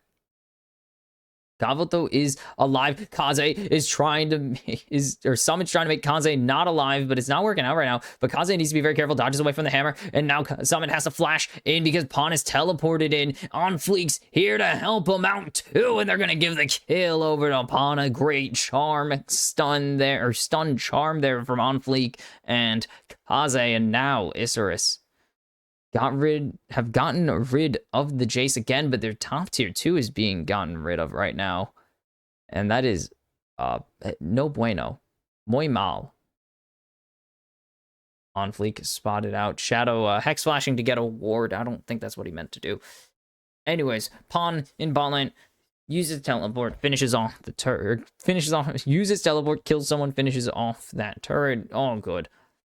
2 items on the Jace though. That can be really useful. Sky Splitter gonna find absolutely no one. Everyone just runs past it or just dodges it because it was very telegraphed because it is Sky Splitter. This is gonna be a battle of carries. Kaze needs to get online here. He's really slow to get into the game. He doesn't have a ton of kills. And it's on the other end, actually. Lava has a ton of kills. Almost half of Rainbow Seven's kills this game. And I think he's 4-1-1. Maybe 4-1-2 here. 4-1-3. Damn. 70% kill participation is pretty good for a 10-kill team. There's 7 out of 8 on the side of Isurus, though, so he's been dying a lot, and there's Pawn dying a lot. Going to be forced to Dominus. Is going to try and run away, but Pawn can't run forever, and that's Summon picking up the kill onto the Croc again. And now Rainbow Seven pushing down this tier 2 in bot lane as well. It is such a bad time. Pawn is getting caught out again. We saw this be an issue against All Knights. We saw this be a problem. And speaking of problems, Kaze's been locked down and sent to the fountain. The glacial prison locks down Kaze, and it is all over for him in this one. Odie picks up his 4th kill of this game, and it is huge. As Lions is not tanking up. That was Lava tanking up by accident. Lamau. Yeah, I unironically just say that's disgusting. That is a crime. That is a crime that I just said that. Pawn again, just no vision. Walking back to lane. Caught out.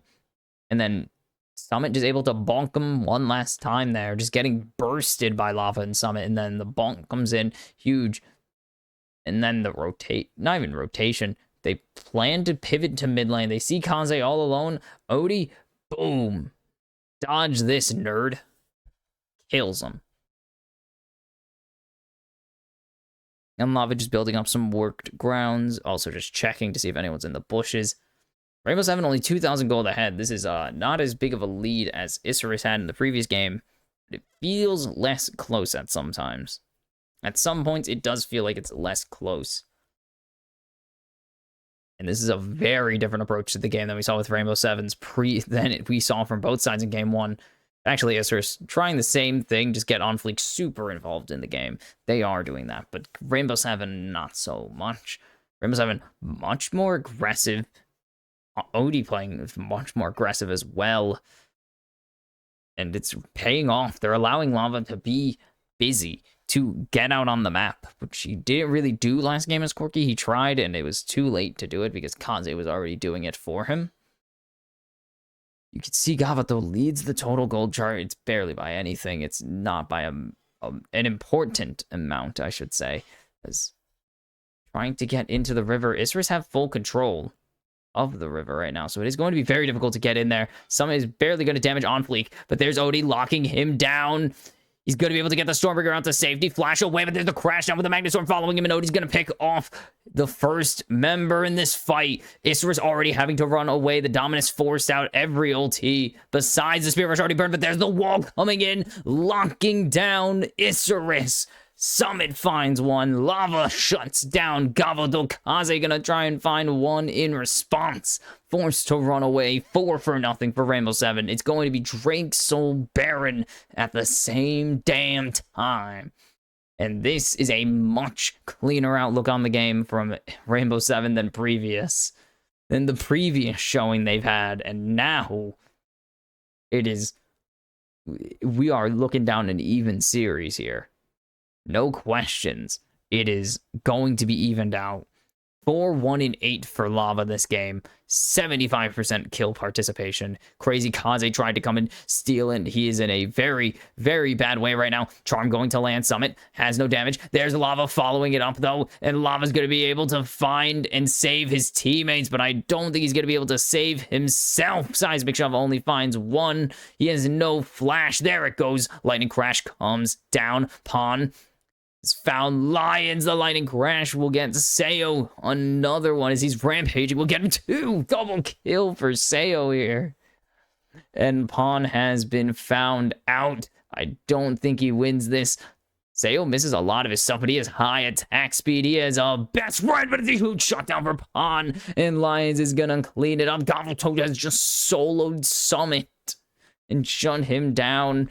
And Rainbow 7 throw away 3 Baron buffs. What just happened? Gavelto didn't mean to take the Raptors. Was just checking the bush with his Void Seeker and found the Raptors instead. And that is a lot of money that they just kind of handed over. Crypt Bloom. Oh my god, Crypt Bloom, buddy. That is actually wild. That is actually wild. So what happened mid? Because we saw everything else. Oh, no. Oh, no. Summit got hit. The minion died just before it hit Summit. And Summit paid a very hefty price. How the hell did Summit have a shutdown? I know he went like 1-1 and something, but still. Or 1-0 and something. 1-4-5. He went 1-0-5. But is that shutdown worthy? 1-0-5? Crazy. Crazy, man. Even with all this happening, Rainbow 7 still in a phenomenal position, but Odie's been caught out, but he's very tanky. He has 5 freaking kills. He has a lot of money. His back pocket, the wall comes down just to separate everyone from Isurus and Rainbow 7, just to divide the front lines. But there's Lions getting locked down. That's going to be Gavelto picking up his 4th of the game. They land the Glacial Prison onto Shadow, but Lava's been marked. But Odie is there to cover to make sure there's no crazy plays. They do get this turret. That might have felt like a misplay. Snipe finds Lava. Lava's health bar is very rapidly depleting. But Isurus still only finding a kill. Not going to be able to get much else. They do prevent Rainbow 7 from just trying to eliminate them off the face of... Just end the game. Because Lions is down, there's no real engage, so they do get rid of that. Hollow Radiance, so much damage. I don't know how much damage it's blocked because we can't actually see individual item blockage like that. But Kaze has done nothing to this man. It feels like it's been a lot. So I think it is. It's not how that works, I know. Leave me alone. Oops. Hi. There we go.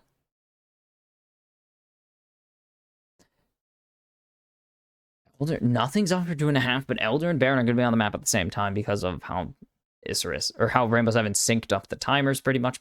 Not really intentionally, they just took both objectives and they did that. And that means Isurus' attention is going to be split because Rainbow 7 can pretty much just go wherever they want. Isurus have to follow. No questions. They will need to follow that, regardless of what actually happens or what Isurus actually want to do. As On Fleek has been found, if Odie can lock him down, he's going to force out the Stormbreaker. That is Gavelto getting locked down. That is huge. And now the engage comes in, but that is so big of a depth charge from Shadow. Biggest depth charge of the season. That is insane. 3-man airborne on the, and yeah, Shadow pointing to the brain. Big brain time from him. So well played there. Saving Gavelto. Cleanse out. They continue to push forwards, trying to lock him down, and Shadow hits the no you. Look at this. It looks so bad. Aiming for On Fleek. Gets Gavelto hitting the crossfire. Flash in.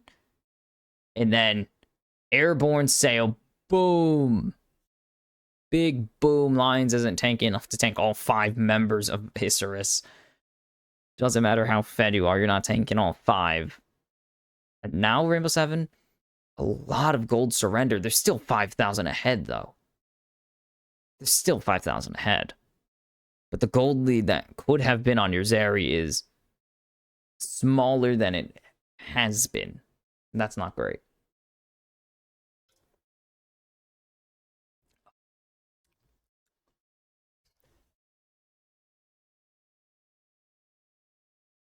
Where's that going? I don't know. I do want to see how much damage that lava, how much damage lava's done, because it feels so good. Only a Dark Seal, not a Mage Eyes.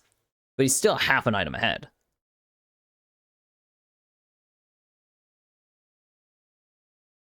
It is really Gavato versus everyone right now.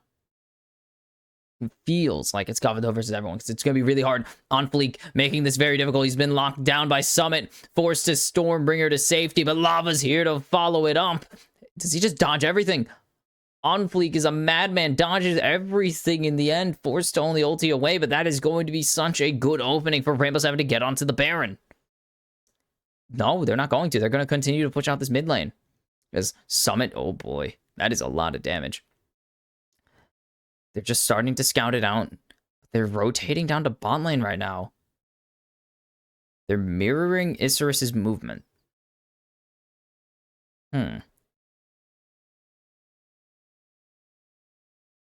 Forcing the flash out of Shadow. That's really good to block and engage. Odie gonna not get Void Seeker. That looked weird. Rainbow 7 just have full control of the river. Isurus are, of course, very behind, and it's a very dangerous situation to be in. Lion's quarter health almost. My goodness. This Kais is doing work. What's Rainbow 7's angle? They're just going to push mid. They keep dragging Isurus to the Drake or the Baron, and they could just start pushing mid here with Summit. They could just have 4 people doing the dragon as they seem to want to, but they're looking for Isurus. And now they're finally going to start it. They've looked for Isurus for so long. And Kaze just kills Summit with Gavato's helm. Another teleport coming in. They're looking for a steal angle. As Shadow's already here, there's the depth charge landed onto Sayo, but Sayo's forced to go golden, and now they're going to be able to get the slide to safety, but are they going to be able to survive? Lines is already low, and there is Kaze going on a killing spree. They're going to continue to go forwards, but the lightning crashes come down, and it is sending Isurus the other direction. Odie low, but there's no killer instinct right now. The flash forwards. Sayo finds one. The flash engage from Pod. It's a triple for Sayo, but it might be traded back on the other side of the map. Lava is able to outrun the Void Seeker, and it is 3 for 3. That is so damn scary. Both sides right there experiencing completely different sides of the same coin, or not even the same coin, experiencing the same exact coin. And that is a 4v5 because Summit's not there. You guys can't see it on live because my ugly face is blocking it, but Rainbow 7 are getting the Elder, and they should be able to finish this off pretty easily. This is such a good engage. They get 2 immediately, but again, Sayo, the issue that Rainbow 7 were running into, carries are alive. Are they looking to finish off? Hold on. But because Sayo's going so far forwards, that just leaves these 2 members completely exposed. My goodness. Oh, that... Ultra Shock Beam or whatever. Ultra Shock Laser is huge. There. Pawn. What the hell? How did Pawn push that? I'm honestly shocked he pushed that out. 5,000, 10,000 damage from the dual carries. Summit was dead that whole time and they still made it an even fight. Are you kidding me? That's wild.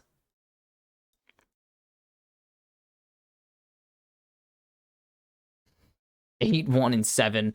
Going to be full build. Going for the Bloodthirster. There is Odie getting big chunk of damage onto him. On Fleek.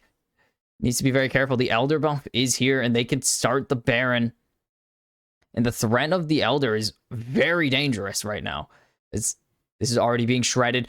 On Fleek's going to have to go over the wall. Dodges away from both CC. Dodges away from the seismic shove, but he can't get close enough to steal away the Baron to get into the pit. Really couldn't afford to.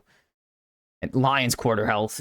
Pawn pushes out this bot tier 2. So a lot of money in response. They actually completely wipe out the gold difference from this Baron buff being gained. It's kill gold. It's 1 kills gold to everybody on the team that gets it. So they just instantly wipe out 1,300 gold from the gold difference there. They're still 5,000 behind, but they've completely erased the effect of the Baron besides the buff itself, because duh. Oof, that does a lot of damage. Elder is strong. You see why this was broken on Smolder? Because it's stupid. It works on Elder because it's a game-ending buff you have to fight for. Doesn't work on Smolder because you have to just sit in a lane and press Q.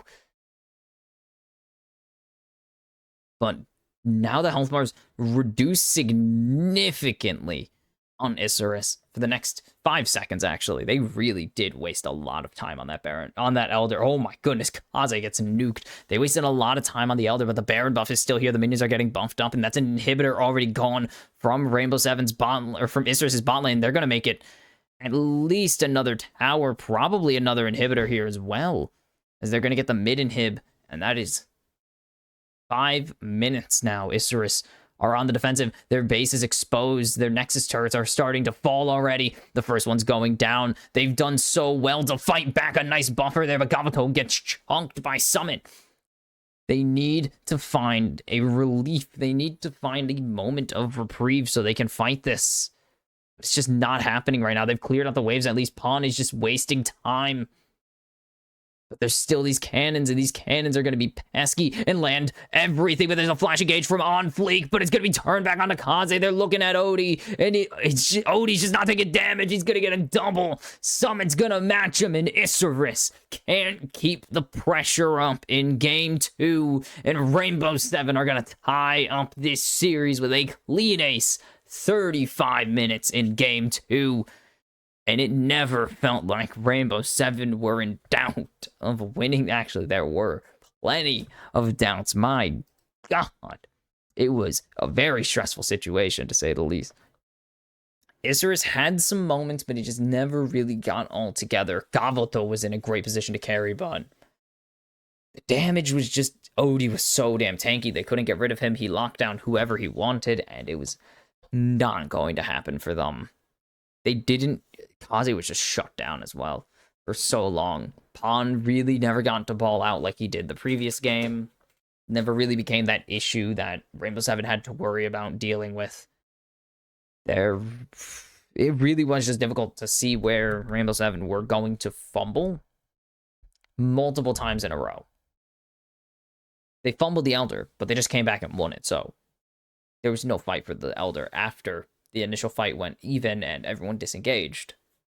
So that was a wash, pretty much. That only got gold in the pockets of Pawn and Gabuto, and that doesn't really matter when Seo picks up a triple kill and becomes even more fed.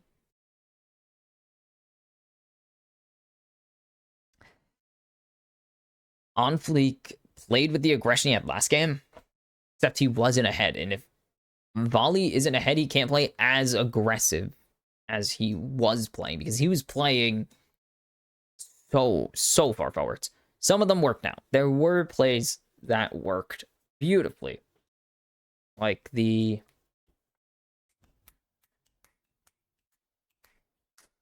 mid play.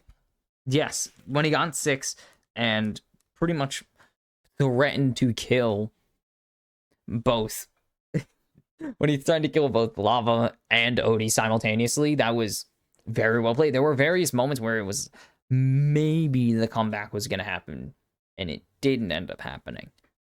But they fought pretty well for a team behind, but Rainbow 7 made sure they only lost fights that wouldn't end up mattering.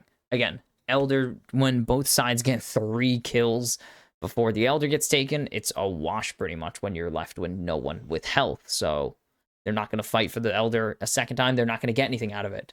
So that's value lost pretty much, because Seo got 3 kills, and that really does offset your set of 3 kills. In these fights, kind of are like, this is the epitome of, I don't think they were aggressive enough until Onfleek needed to go in earlier with Kaze because Shadow was left all alone. It would have been a 3v4, but Kaze can jump the wall. So I think they could have afforded to get aggressive. They do get a big payback here.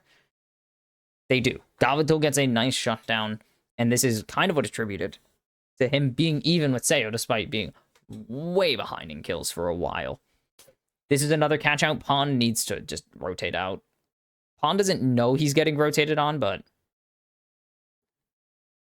yeah, it's too late by the time he gets any chance to see that he's been caught out. He kind of needed to just back up there, but he assumed they were going to continue pushing forwards. Obviously, Rainbow 7 turned back. This could have gone terribly, and it does start terribly. They get on fleek, and then all of Isurus run away. Actually, this does just go terribly. Seo is gigafed.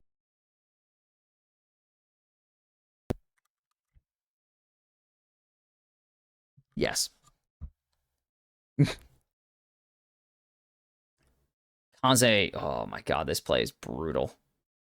Kaze gets smoked. Lava is here in a heartbeat, ready to play. Does sacrifice his entire life for this.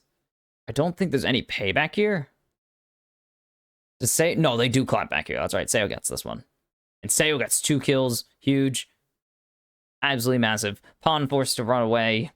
This does end up with Pawn getting a massive kill, but this is really further proof of Isurus playing with the aggression they had in game 1, and they are massively behind. They were 2,000 gold behind at this point, and with Gabato having most of the... Gabato did also freaking solo summit here. It was hilarious. Or insane. I didn't expect it, but with Gabato not being there, and Gabato being most of the reason the diff wasn't larger, that is huge. This fight could have... Oh my goodness. There's so many ways this fight could have gone. It starts with such a strong engage from Isurus. But Seo and Lava are playing so far back, they can't reach any of them. And then goes forwards, dodges the charm. Seo's able to free flash in here. This kill is crazy. This kill on Tonfleek is depressing because it makes me sad. It wasn't going to hit, but he has to back up because of the threat of going forwards. Holy cow, that would have killed. Oh my god, I didn't know that, actually. If he didn't get if he didn't get that kill onto... If he doesn't get that kill onto... Not Pawn. Piss. Why can't I remember? Anyways, damage charts. I'll come back to it in a second. 40,000 damage. A lot of damage from Summit. Or a lot of damage from Summit, yes. But a lot of damage from Lava and Seo, and it mattered. They were pumping it into the targets that mattered. Most importantly, Gabato put up a really good fight. It doesn't even matter. Why can't I remember the name?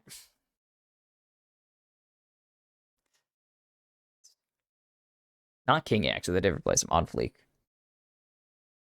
Man, Kingy got kind of shafted this season. Anyways, yeah, Kingy, if he doesn't die to the ultrasonic laser or ultrashock laser, he does actually kill Seo. But didn't end up happening.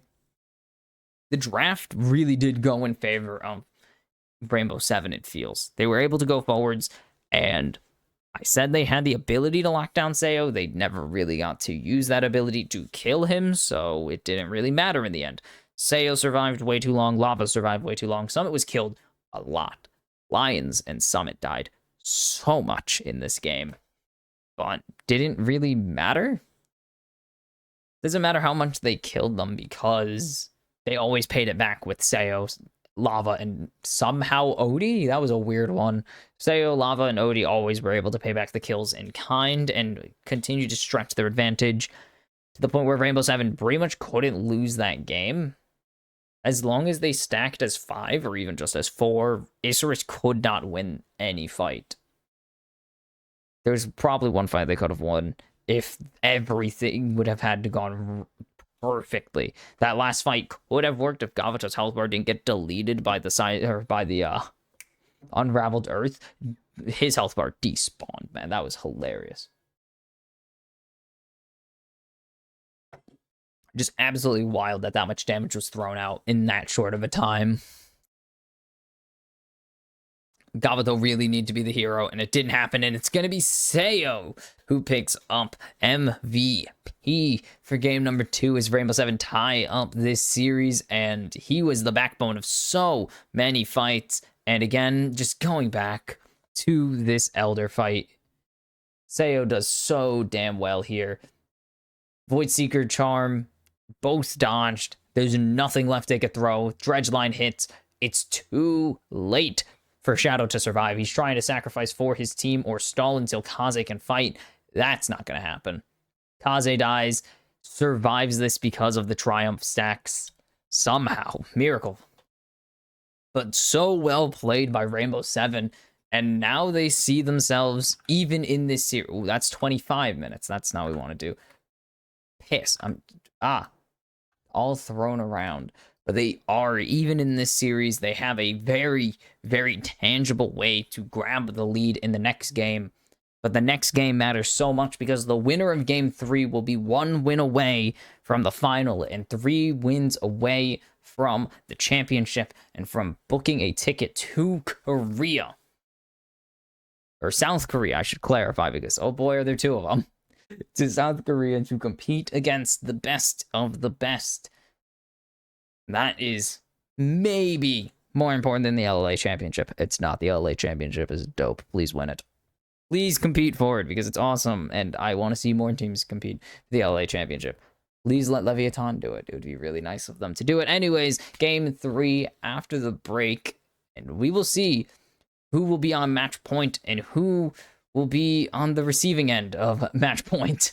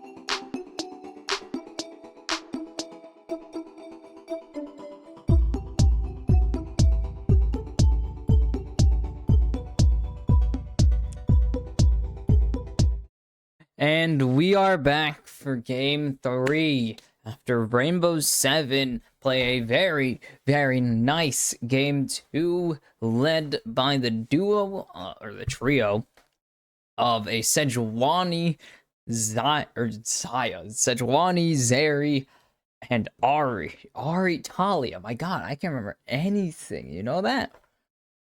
We are even in this series.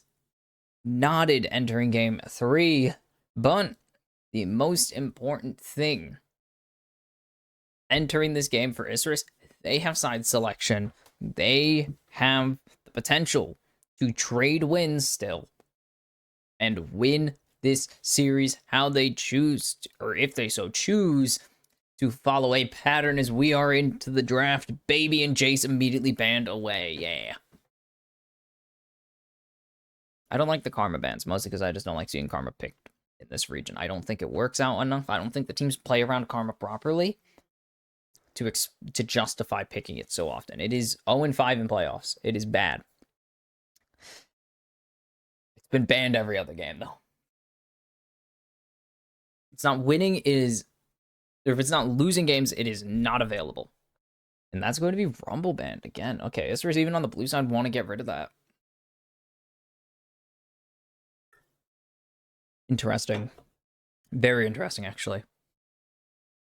They don't want Pond to go on Rumble? What do they want to first pick? Do they want to first pick the Sedge here, though, I guess is the question, because that would make sense.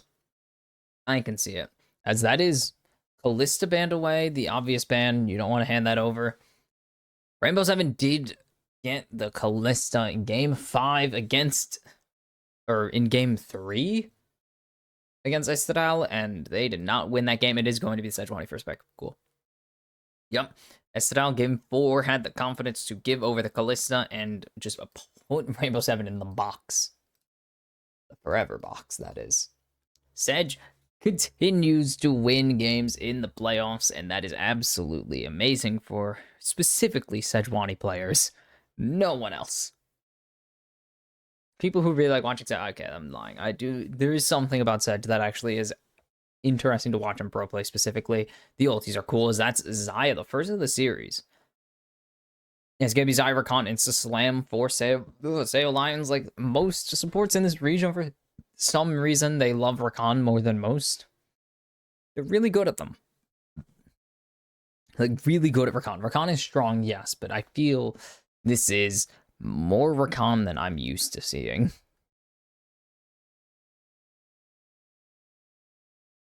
They're gonna not slam him. Okay, they're not gonna take a bot or support here. This is going to be your best chances to grab one, but they're gonna get upon his Renekton. It did not work out last game at all. It did work in the All Night series, though. So maybe that's why they're going back to the well. On again, 2-0 in the All Night series. First loss of the playoffs. They're going to grab Kaze's Ari, actually. That's really good. This is the first Swain hover of the season. I would be shocked to see this. It's not going to happen, but it would be cool. I'm going to pull up the numbers preemptively. It's not happening, so I don't care. He's 1-1, by the way. Not going to happen. It's just going to be Lava going back to the Talia. It worked very well for them last game. And with the Rakan, I only think... With the Rakan, if I pronounce it like that, it sounds dumb. But with the Rakan, it's only going to get stronger. Allowing much easier setup for both sides. And Renata instantly banned away. Gavato does play Draven, but I don't think that's why they're banning away Renata. I think they're banning away Renata because Renata's good. And that's Gnar taken away from Summit. Okay. Wow. This is a very fast draft, actually. Varus taken away surprisingly still on the table. I mean, it's usually Varus completely makes it through the draft or gets picked first ADC. Some teams first pick him, like always. It's like a habit or a religion. They just do it, like, completely, consistently. It's readable. So predictable and everything. Like, All Nights, they would do it almost every game. And the Vi going to be the last ban here from Isris onto Odie. Okay. Talia Vi very strong. They can't pick it up unless they want to really do some weird stuff and pivot Sedge to bot lane. Not worth it.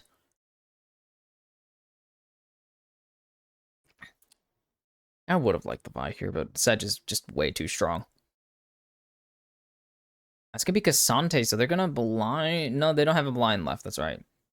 Aphelios. What are they gonna pair with the Aphelios here? Thresh isn't really good at the moment. They have Rel. You don't put Maokai in support in pro. Who do you have on this side? I mean, you have Nautilus available still if you want to go with the Naut, of course. And oh, Lulu, that's a new one. Not a new one, but you know what I mean. Like, no one's playing Lulu in this meta. First of the playoffs. Okay, let's go. First Lulu of the playoffs. 2-4 through the regular season. I don't even think Shadow has a game of Lulu. As that is Maokai Jungle, though, speak of it. Nope. Didn't play a single game of Lulu this season. I'll see where Lulu is here. 22, 24, and 37. So really not that popular in general. So who really cares? But 13 more losses than wins is kind of how I expect Lulu to be in this meta, to be honest. I don't know what the...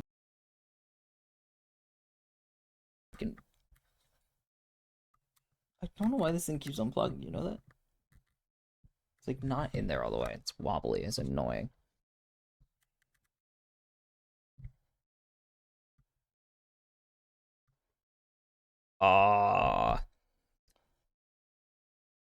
Should put the K. No, that would be disgusting. Anyways, I don't know what the Lulu plan is for this game, or really the Lulu plan at all. Sick shark costume. That was the same inflatable shark from last week. I love it. I don't know, actually. I really don't feel that the Lulu was the best option. I do think that you probably should have gone for the Nautilus. I think it's the option that was available. It was the best one on the table. It's still good into Rakan. All that fun stuff. But Lulu is the option. I mean, it works. I can see why they want Lulu. It's a good pick. Did they need another tank? Maybe. That is kind of the thing. The other team is 3 tanks. Yes, Lulu's good into Rakan, I know, but still. 3 tanks on the side of Rainbow 7. I think you could have just answered with another one. You have only one. And then Lulu. You have that and Renekton. That's your front line for this game.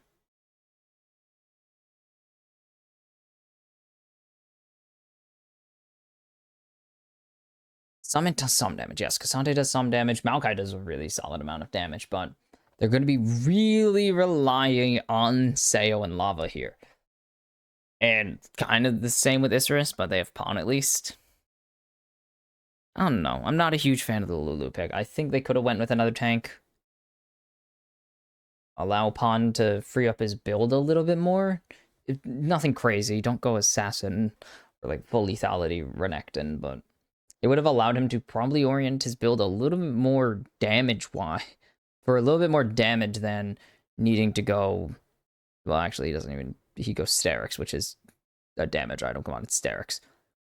Anyways, Odie invades level 1. It's just going to be able to steal away Red Buff and the Raptors here. So Onfleek is going to have a nice surprise when he gets 3-camped. When he gets his 3-camp and finds out that he needs to go to the blue buff, or to the other top side. I think he already knows to do. They pinged on it earlier, so they know to go for... Surely he knows to go for it. As Gavato is going to be laying down some nice damage with the help of Pix.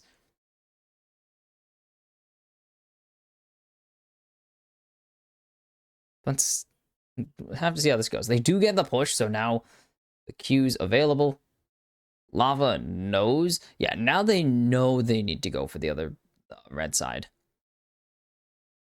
As if this works, Odie, if this works, this is going to be absolutely massive.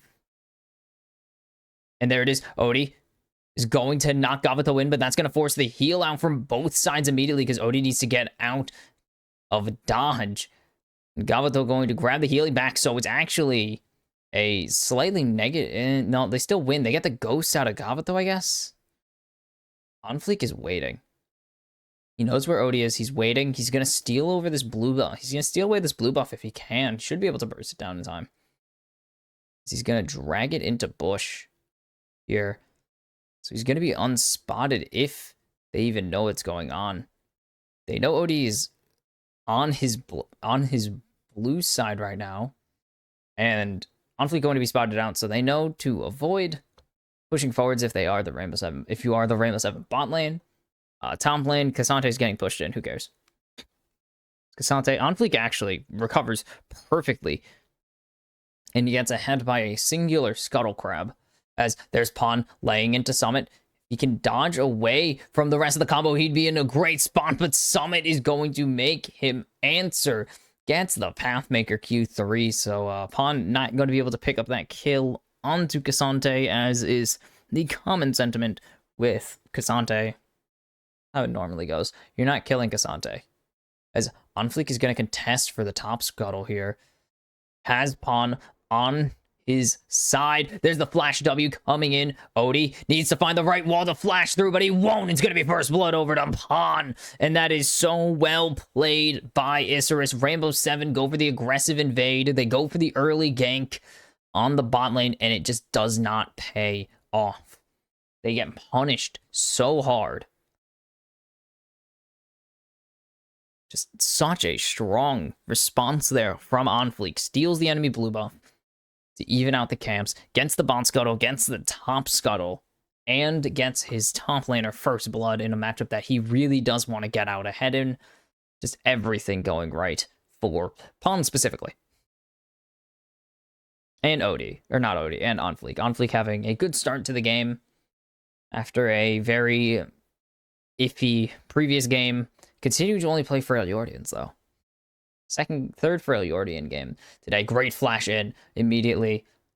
And then good airborne. They just perfectly get everything they want. And that's 200 gold in the pocket of Onfleek. That is nice. As Shadow is stuck in a bad situation. He's trying his hardest. Okay. Phage is finished. That is really good for Pawn here. To get out ahead. Summit going for his early Bramble, of course. They know that they're recalling because Lions jumps into the bush. That it makes it very obvious someone's recalling, but they already knew that because of recall timers, so who cares? As now Pawn going to jump onto Summit. Summit doesn't have the all-out. He doesn't have Q3 available, and he's going to just chunk out the K'Sante. We'll be able to trade back quite a good amount of health because of the turret being there. Isurus going to grab this first rake, unless Odie gets some insane steal. I don't see it happening. But who knows? Going to walk in. They're going to giant target down. And they will grab Odie. Triple. No, it's only double flash over the wall. My goodness, Odie. Actually, was a triple flash over the wall. Odie tries to steal. They send in the wall to try and answer or cut off a potential play, as Pawn, my goodness, is just delaying Summit's recall. That's perfect. But so well played. Kaze rotates down, follows Lava, and then the chase over the wall. They burn 2 flashes to get it. They get the Drake, they get the kill, and now Gavato's sitting pretty. He's a couple gold ahead. Not even a couple hundred, just a couple gold ahead, actually. So when did these smites come down? Ooh, the smite. Oh, Onfleek smite takes it to just 54 health. Odie smite doesn't go off. Orb of Deception finishes off the dragon there. That is too perfect. Just too perfect from Isurus there. And then Gavato gets a kill. Everything's going well for them. Pawn is going to get a plating here. And now, 1,500 gold ahead. Things are looking good for Isurus so far through the early game in game 2. Odie is, well, he's died twice. Only he's that behind, but he's died twice. He's behind XP because he hasn't been able to farm anything. Behind 2 camps. 2 Scuttle Crabs specifically. Kind of weird, huh? As Isurus are setting up a slow push. Actually, no, it's a freeze. Weird one, considering they have 1.5 caster minions. As Lava trying to catch out Kaze with Elva's summon, but Kaze's just gonna dance around, misses the charm, but just is doing this because he really has the Spirit Rush already up might as well. Odie's here, doesn't have ulti. So they're going to need Lions to hit this engage point, but Onfleek is here, has ultimate, and now he just gets the ulti off of the wave, but they're going to be able to run away. They're going to just target onto the Lulu. Shadow forced to flash away, and he's still here. The Glacial Prison comes down now, and Onfleek has made it to the fight. Gavato, red-white, he is fighting his heart out. Sayo going to be able to get the Featherstorm double, or get the Featherstorm kill onto Sayo, but it's a double for Gavato. Kaze rotates down, forces the flash out of Lions, and La Banda are up and at it. They are excited. Their team is cooking with gas in game 3 after a slump in game 2. And now they sit 2,000 gold ahead. They're ADC 3-0. Odie, or not Odie. Goddamn, I'm going to keep messing him up. On fleek, 100% KP. He's been busy. He's been cooking on this map right now. And this is huge for them.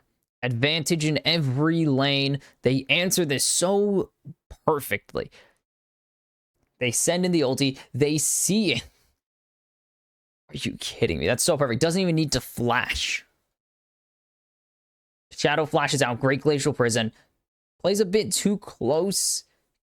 Already has no flash, so Sayo's just able to Featherstorm flash in response.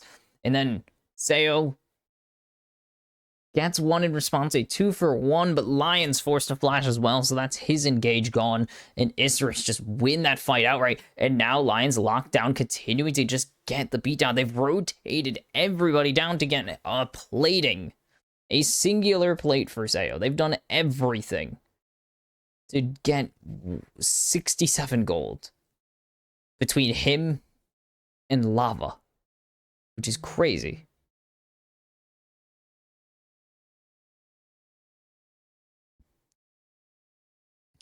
Just such a waste of time. They wanted to potentially dive, but there's no dive angle. They're so behind as their summit. He hit the Q3, maybe he gets it, but doesn't really have a reason to fight at this moment. As Gavato, full health. Sayo, not full health. Lions doesn't have the quickness yet, which also did have a massive impact in that play. Gavato, or Lions not having the quickness, but Shadow having the wild growth is huge. And there's the Glacial Prison already connecting. There's the charm to follow it up. And Odie is gone. The wall comes in, but he's flashing out to the middle of nowhere. And he burns his flash just to die. And now it is Drake time for Isurus's bot, or for Isurus, not even just Isurus's bot lane, but they're just going to let Onfleek solo it. Gavato is going to push out this wave. Make sure Lions and Sayo stick in the bot lane. Don't rotate up to the dragon for a steal or anything. The total gold, Gavato, 4,600. 500 gold ahead of the enemy mid is insane. For a role that gets minions slightly slower. And for having 23 less CS than Lava. He is ahead because he has 3 kills and an assist. Just insanity. As Shadow just going to go forwards. He's looking for a 2-man Hugify, and he's going to get it. They're going to land the combo onto Lions. Lions going to be able to get the quickness onto Onfleek there. And Shadow just walks forwards. Doesn't give a damn. The root not going to connect there. Gavato is looking to finish off this wave. Possibly pick up some plate. Not going to be able to finish off. Minion wave. Sayo standing there with Lions. As Pawn gonna be able to turn back. Isn't gonna go for the Bramble here. Is actually gonna. Okay.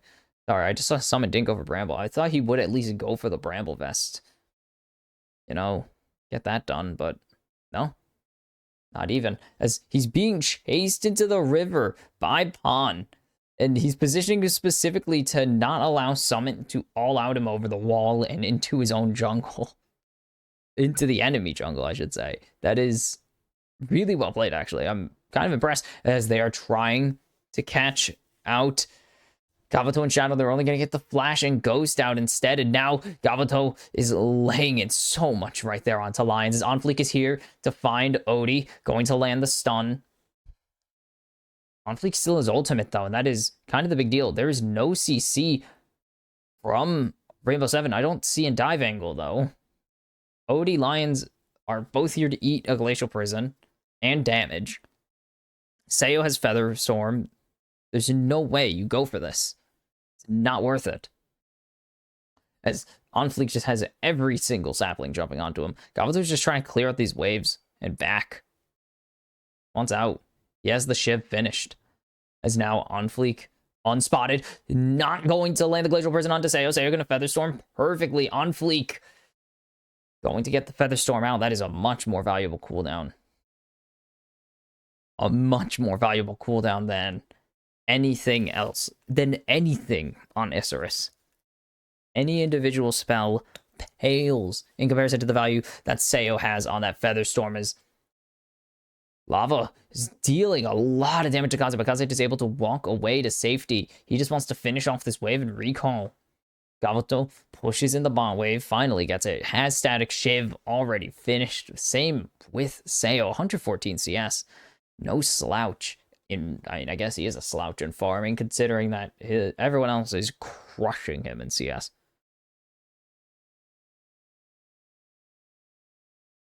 This is a very tough game already for Rainbow Seven. 4 kills down, 2 Drakes down. They're very much outclassed in the bot lane at the moment. They are just so behind. And that's going to be dangerous for Drake fights. Because the Drake fight that's coming on, they're not going to have advantage. They're a whole BF sword behind. That is a lot of damage that they are missing. As, oh yeah, the Grubs in the Herald exist. I don't even know if the Grubs were taken this game. Never really looked at them.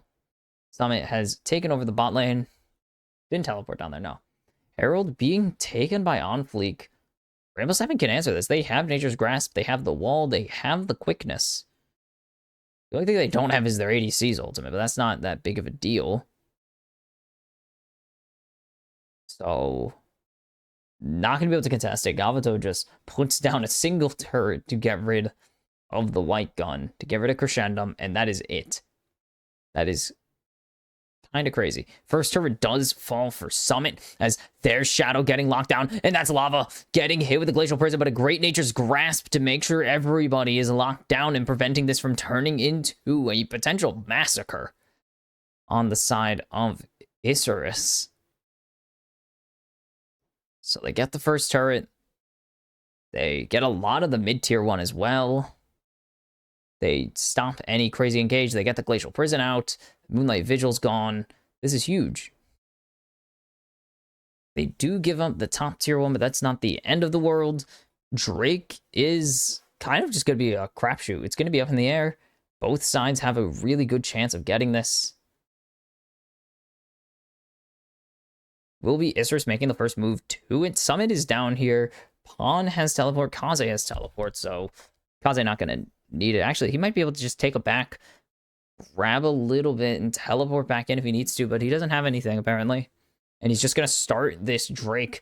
Soul Point would be a massive, massive threat right now. Even though it is Chem Tech and it's an okay soul, it would be a very nice thing to be able to threaten Rainbow Seven with constantly. Summit rotating up to the Drake. I don't see an angle where he goes for anything.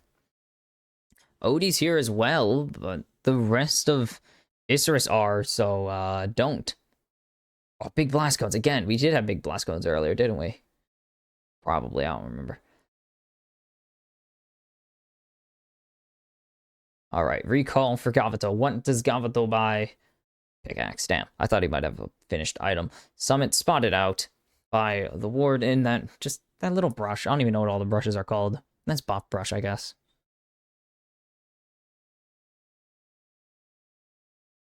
$230 before Baron. I don't see an instant Baron siege happening, so we're fine. The wall coming down. Gavuto's on the wrong side of the wall. There's the Nature's Grasp, a great jump over the wall there by Onfleek to try and save his ADC, and they're going to throw everything onto him. He has no flash anymore. He has to keep going, but he has the red gun to keep himself healed if he needs to, and now the rest of Isurus have followed in. Summit is jumping on to Gavuto, and he has shut him down, but Kaze is taken out Odie. Seo is getting locked down, and that is huge double kill for Kaze, but Summit gets a lot of money onto him, and that is the most important kill in that fight, even though it does go very much in favor of Isurus still. 2,000 gold ahead. They're going to get this mid-tier 1. They are going to get a charge off on the tier 2 as well. Lions can't stop this. He can't stop it at all, so it's going to be Onfleek crashing it himself to get those extra Void Mites down, grab a little bit of extra turret damage. And now Kaze is also accelerated here. That is just another issue that Rainbow Seven are going to have to find out how to deal with eventually. It starts so well for Rainbow Seven. But they just throw everything onto saving Gavuto in the same way they throw everything into Gavuto. A great Glacial Prison there.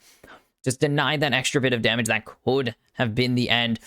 But most importantly, Summit's here now, and he is ready to play. Kaze, he's not goofing around, though. He's deadly on the R. He dodges all the feathers, too, just cause.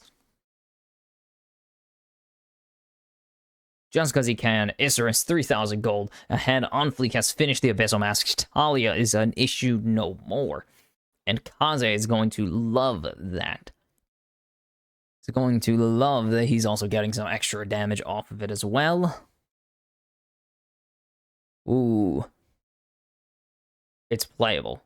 2,000 gold behind. I can't read. It's very playable still.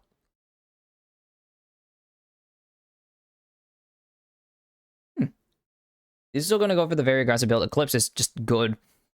Black Cleaver is really good as well as Onfleek. Dodges, just continues moving. No fear in the... No fear. Continues moving forwards. As Baron is spawning, we can't see it. They won't turn off the darkness. But it is... I don't even know what that one's called. I only know the all-seeing because it's awesome. 7 assists for Onfleek, has been the only member to be involved in every kill. Gavuto's pretty close, though. 3-1 and 3. And the gold graph is it's a mountain.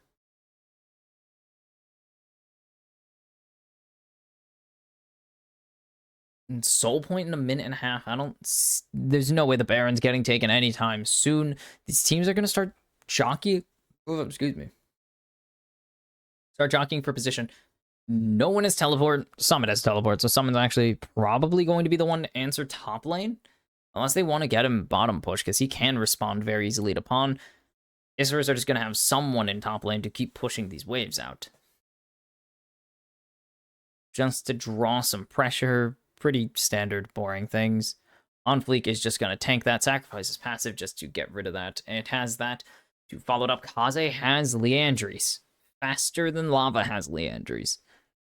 20 CS down doesn't matter when you are very ahead otherwise. Ooh. 4-1 split. Actually, Kaze's coming in, so it's not even a 4-1 split. It's just a 5-man. They want this Drake. They want to finish off this Drake soul here.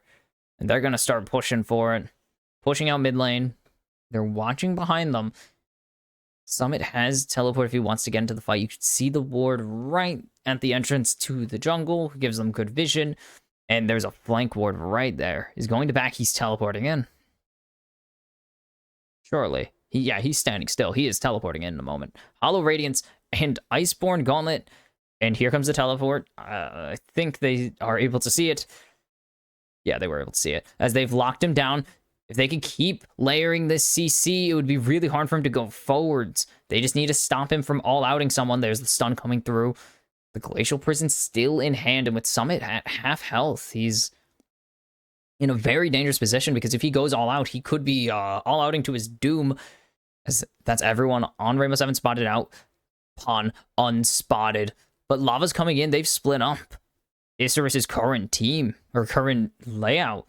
Pawn isn't spotted still. And now Lions, Odie spotted out on the flank. Seo's getting jumped on right there, and that's going to force the Featherstorm out. But Lions has a 2-man ulti, make it 3. But Odie's running into the back line with no plan, and he's going down. Meanwhile, Pawn causing a nightmare for Rainbow 7 in their back lines. He pushed Seo off solo, and he's pushed Summit back solo. And now Isurus just going to continue going forwards. Kaze on a rampage. It is the Drake Soul for Isurus. It is a Baron angle for Isurus if they so choose.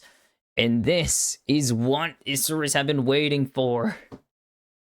This is what they've been building up to all season. They have been preparing. They have been studying how to play against this Rainbow 7 squad. And they finally put together some fights.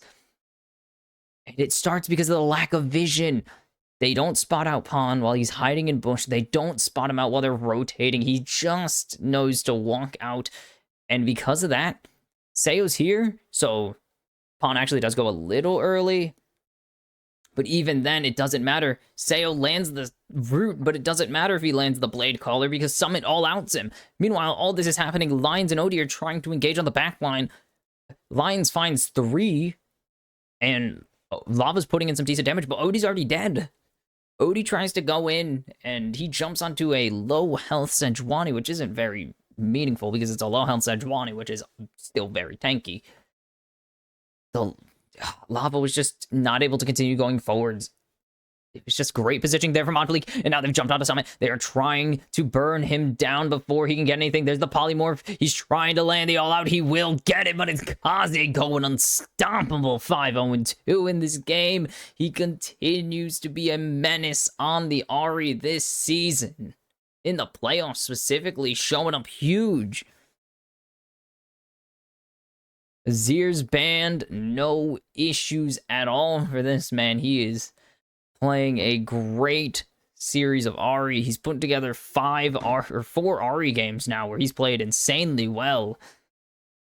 And Isurus are on to the tier 2s. Tier 2 and mid already fallen. And the tier 2 and bot will follow suit. Nice 2-man seismic shove combo. Shadow's low. Shadow being low doesn't really matter. On fleek, not even forced to disengage yet. Now he will disengage. Lava's getting absolutely shredded. Does he have the last one? He does! Are you kidding me, Gavelto? Sniper with the chakrams. And he has eliminated Lava from the equation. Pawn is making a mess of that mid-tier 3.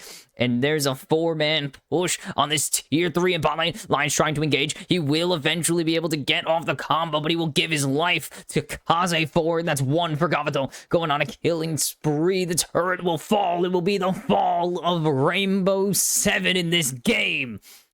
Triple kill for Gavelto. It is the clean ace. And Isurus are 1 win away from the finals. Their first since 2022. Finals since 2022. Now on the line. Lions is going to come out and try and do some extra damage, but it's not going to be enough. The Nexus falls and Rainbow 7 are facing match point.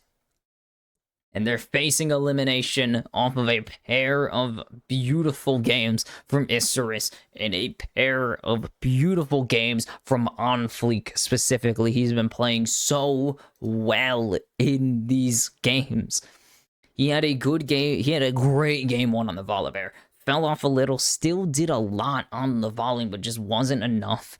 Come mid to late game, they were very behind. And then game 3, he goes back to what works. Against Kaze. Well, against Pawn ahead first, actually, for the first time. Against Pawn ahead. Against Kaze ahead. And then it's just smooth or against Gavelto ahead, I guess. Kaze just kind of happened in the middle of all that. And it was just smooth sailing from there till the end. And now the reward is 1 last win. Is just 1 last win is all you need, and you have 2 chances to get it done. And even then, you'll have 1 game of not your side. You'll have another game of your side selection if things do go south. But for Rainbow 7, what happened? It's kind of been both teams Isurus had a great game 1. They fall off in game 2. Rainbow 7 have a great game 2, and they just don't show up in game 3. And I can't even tell you what happened there because it was just I can't. Doesn't make sense. I think they played the way they wanted to for the most part. It just didn't get them kills. Also, I can tell you why I think the game fell apart, and it's Odie. I think Odie played his weakest game, maybe of the season so far. One of his weakest. I don't think it's his weakest, actually. His weakest probably is game 3 or 4 against Estral. But Odie just didn't really get a chance to be in this game, and this kill put him behind. And from what started as a super aggressive game from Odie turned into he couldn't do anything here. And just every play Odie went for didn't work out. Didn't smite here. On Fleek smited early. Kaze actually gets the kill. And then Odie dies. It's just Odie could not. He goes for this play. It's such a good angle. Gets the level 6 off of the minions. And Rainbow 7, they just don't find anything. They lay everything into Shadow. Shadow survives. And Gavuto, red-white, he is revved up. He's ready to kill. Kaze's here. Gets Lions' flash out to prevent any future plays from happening. If he buffered that, if he angled it a little bit better, he gets that, actually. He would get the charm. I don't know if he gets a kill off of it. This play looked so good. They lay everything into Gavuto. But On Fleek lands a Glacial Prison that saves Gavuto's life. Seo can't do anything about it. It's point blank. He's not dodging it if he wanted to. They eventually get Gavuto down. And it's a huge shutdown, but it's onto Cassante, and it's at the cost of 2 kills going over to Kaze. It's really bad. It's a good kill, but is it worth that much? Then they come into this fight. They think they have the angle. They cut off Isurus to allow themselves entry into the river, but they just don't have the vision, or they just miss Pawn. And he's causing a mess in their backline. They're trying to go in on a flank play here with Lions and Odie. And Odie has to give his life because Lions has to peel back to make sure Seo doesn't drop dead. And it's another trio of kills going over to Rainbow 7. And it's Kaze and Gavuto continuing to get even further fed. And it was compounding issues for Rainbow 7. Pretty much every fight they went for backfired. Odie could not get a grip in this game. He was caught out 2-3 times. His plays backfired. The vision just wasn't good enough. They allowed just one too many flank angles. They didn't execute on the kills as they needed to, and all of it came back to bite them. And now they face elimination in going from undefeated against Isurus to now facing elimination in a season where you imported another Korean player, and you have one of the best jungles, and you have one of the best jungles. You have an incredible mid laner in Lava. Seo and Lions return, and they look great.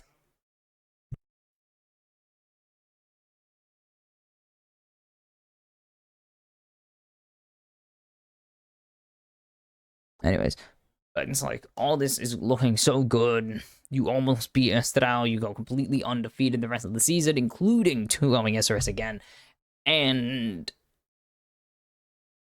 get reverse swept, and now you're down 2-1. It's looking like things are dire for Rainbow 7 right now.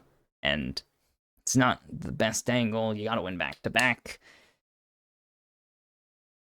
But you gotta do what you gotta do to win the game here. And I see where they were going with the Maokai pick. I don't think it worked out in the end. They didn't have enough damage. And that shows when Gavuto was able to survive every engage they came up with. They couldn't teamfight, really. They needed more damage in that game. And drafting tank top, tank jungle, tank support, did not work out. They had triple layers of engage and no follow-up for it. Or not enough follow-up for it. And even then, not enough appeal to keep everybody alive. And Pond will get his MVP this series now. Huge, baby. Pond got his early lead, converted it into making sure that Cassante never got involved. And this is basically, this is one of the plays that pretty much won them the game and ensured that Rainbow Seven are going to be in a big hole for most of this game.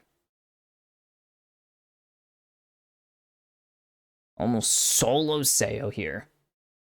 Turns to Summit. Solos him.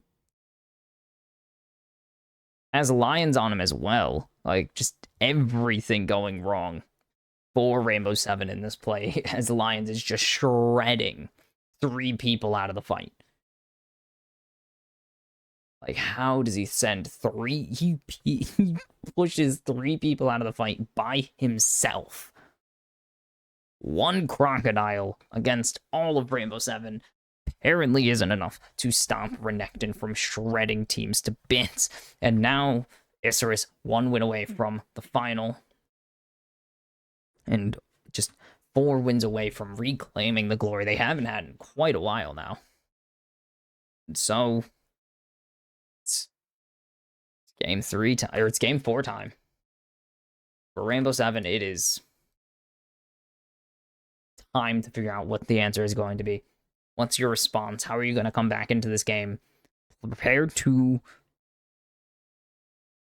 get your side, get your draft how you want it, execute it, and then have to plan for the next game where you don't have side selection, but you're going to have to figure out what you're going to want to do, what you're going to want to take away from Isurus, because they have been taking away a lot from you, and you haven't really answered back because you've given them what they've wanted in both games, if that makes sense. And it's going to be really tough to figure that out. It's not really it's not a science. It's more of a touchy, like, yeah, this feels like it goes there. You get it? Yeah, you got it.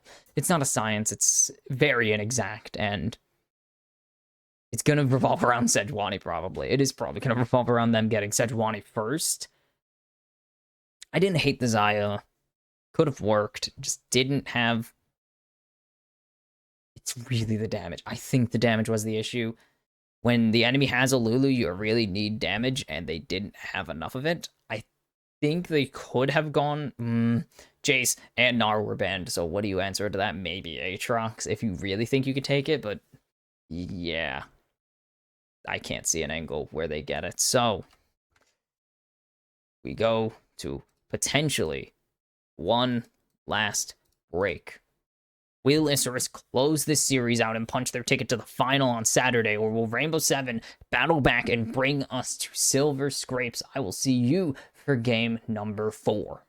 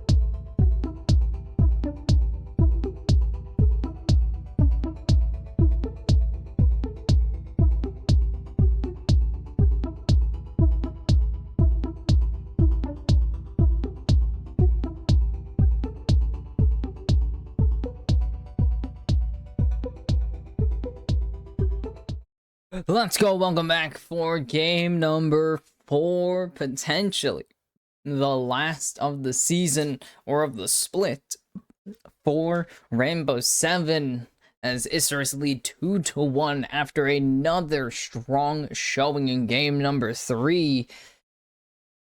And it's kind of dangerous. Again, Sejuani is the big tipping point here in this series. It's been for multiple series now. The big ticket jungler that teams want to have. It has CC, tankiness, all the above.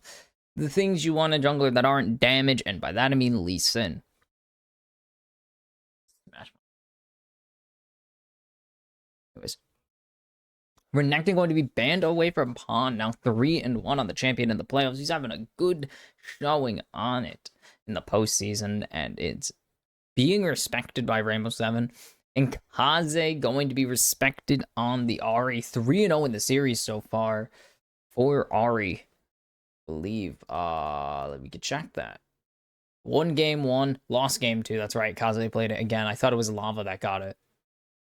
2-1 on the champion so far in the series, and I see it's only going to go up. And yep, to the shock of no one, the champion that has been first pick the first 3 games is first pick in game number 4 as well. It's going to be Jace insta-locked. What? Okay, Jace insta-lock for Pawn, and On Fleet going to go back to the Volibear. Okay. Sure. What? I didn't think Jace was going to be the answer that Pawn was going for. I just didn't expect him to pull it out, I guess. I don't know, I didn't expect him to bust out a Jace. And Sayo is just gonna call for the Draven here. Wants to win in the win lane win game mentality right now. And what is Lava gonna go for here? Or what are Rainbow 7 gonna go for? They're gonna get this mid laner and see what Isurus counter with, or are they gonna go for the support and hope that they can ban out some good pairings in second rotation here? It is going to be the Talia locked in for Lava. Plugging constantly.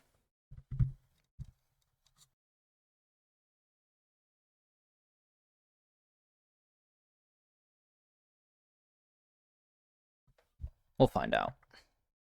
We'll find out why. I'll find out why it's unplugging on time. It's going to be the Aphelios response, so no mid laner locked in unless they want to pivot Jace there, but I definitely don't see Kaze playing Jace anytime soon. Yeah, nah, not happening. Now it's time to get rid of supports and top laners. Jack's banned away from Summit. He is very scary on it. Blitzcrank. Ooh. Shadow busted out the Blitzcrank this season? I actually don't know. I don't think he has busted out the Blitz. No. Blitz has been played. I know Blitz was played this split. Right? Surely. Yeah, 0-1. Not looking good. 0-1 for Blitzcrank in the regular season. No games in the playoffs yet. Camille going to be banned. Okay. Was it Summit that played it then? It had to be Summit. There's no way it wasn't Summit, right? No, it was Zhaoni, 0-1. I remember this game. Oh my god, that game was kind of cool, though. It was fun. Yeah, 10-5-7 against Infinity. Right. Corki. Okay. So, they have... Oh, they're going to find a mid laner, because, no Trist, no Corki, no Ahri, no Karma. And Hui wouldn't be a bad option here, actually. They can do some really funky plays with that, but I love this pick. Let's go. Let's go. It's Annie time. Annie has been rising in popularity for some goddamn reason, and I love it. She is my favorite champion. I'm very biased towards it. Hey, Aatrox made it to the series. I don't know why they didn't draft this last one instead of Cassandra. They needed more damage. Favorite champion. I love seeing Annie get played because it's cool and stupid and goofy, and Flash ulti is very fair. No, but this is a huge AP threat they just added to the front. A huge AP, massive stun threat. or pick threat, depending on how you want to go about it. Depending on how Kaze wants to go about it, burst, burn. You could do Malignans, you could do Leandries, you can go Ludens if you're an idiot, like me. But it's going to be Melio. Okay, so it's not going to be the anti-support. It was also an option. The Renata Draven is stupid strong, and I'm shocked they didn't take it. Or they didn't get rid of it. They instead opting to ban the Camille. That was a weird one. Not a very strong with Draven. Gives him exactly what he wants. Again, a lot of aggressive ADCs love getting Renata. They love being able to just go forwards and do what they want. As the Isris fans are getting hype. La Banda are very excited today. They are very hype. Interesting. Wow, this almost... Yeah, that's kind of cool, at least. I have to change up these, because I'm actually going to need it for once.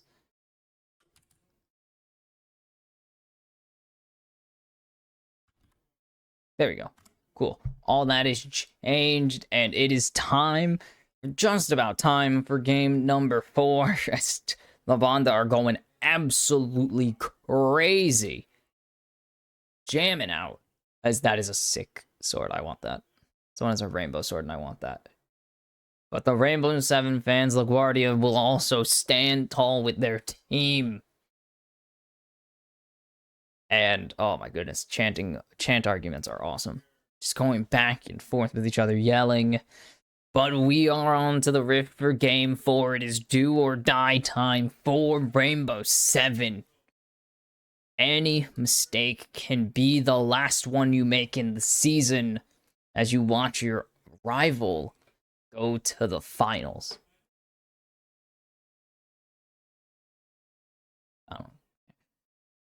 And already some damage coming out on Fleek. It seems threw out some damage because Kaze didn't throw anything out. Kaze going with Snow Day Annie, decent choice. Oh, On Fleek may have gone a bit too far. He has the shield here, but Summit not gonna hit the Q2. And now Odie's here, gonna throw down an auto for now. Wants to hold on to his Pyromania. That's so much damage. God, that is so much damage.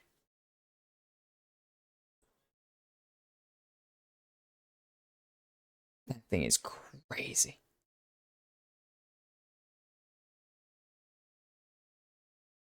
So it begins. It settles in. Kaze going to just tank up. Started shield, actually. Okay, so couldn't burn his Pyromania Sanks if he wanted to. Instead, going a bit defensive into the early aggression of Lava. As we can see the trade in the bot lane. Eventually, will go in favor of Sayo and Lions because Draven. And this is very dangerous. A lot of damage coming out from that Renata passive. A lot of damage. A lot of damage coming out from those spinning axes early. I could just call them axes. No one cares about the full name of the abilities. As, yep, Kanzi gonna lay in more damage. Scorch with the shield is wild. But I get it. It's clever. It makes sense. As there's the stun finally coming out. And... no, it's nothing. There's nothing Kaze can really do here. He's just gonna farm up. But Lava has push. He's going to use it to grab vision of the river. Instead of putting it in the brush, it is just better to throw it in the river because there's no angle they can get it as Lava getting burned. Pyromania. I love Annie. I don't know. Simple, easy champion. Brain off. Tibber's cool. The thing is, with On Fleek's positioning, Kaze can just really play aggressive here, because even if Lava tries to answer it, Kaze has the jungle on his side, though. Odie is here to answer in case of emergency as well. A seismic shove could be the end of this Annie.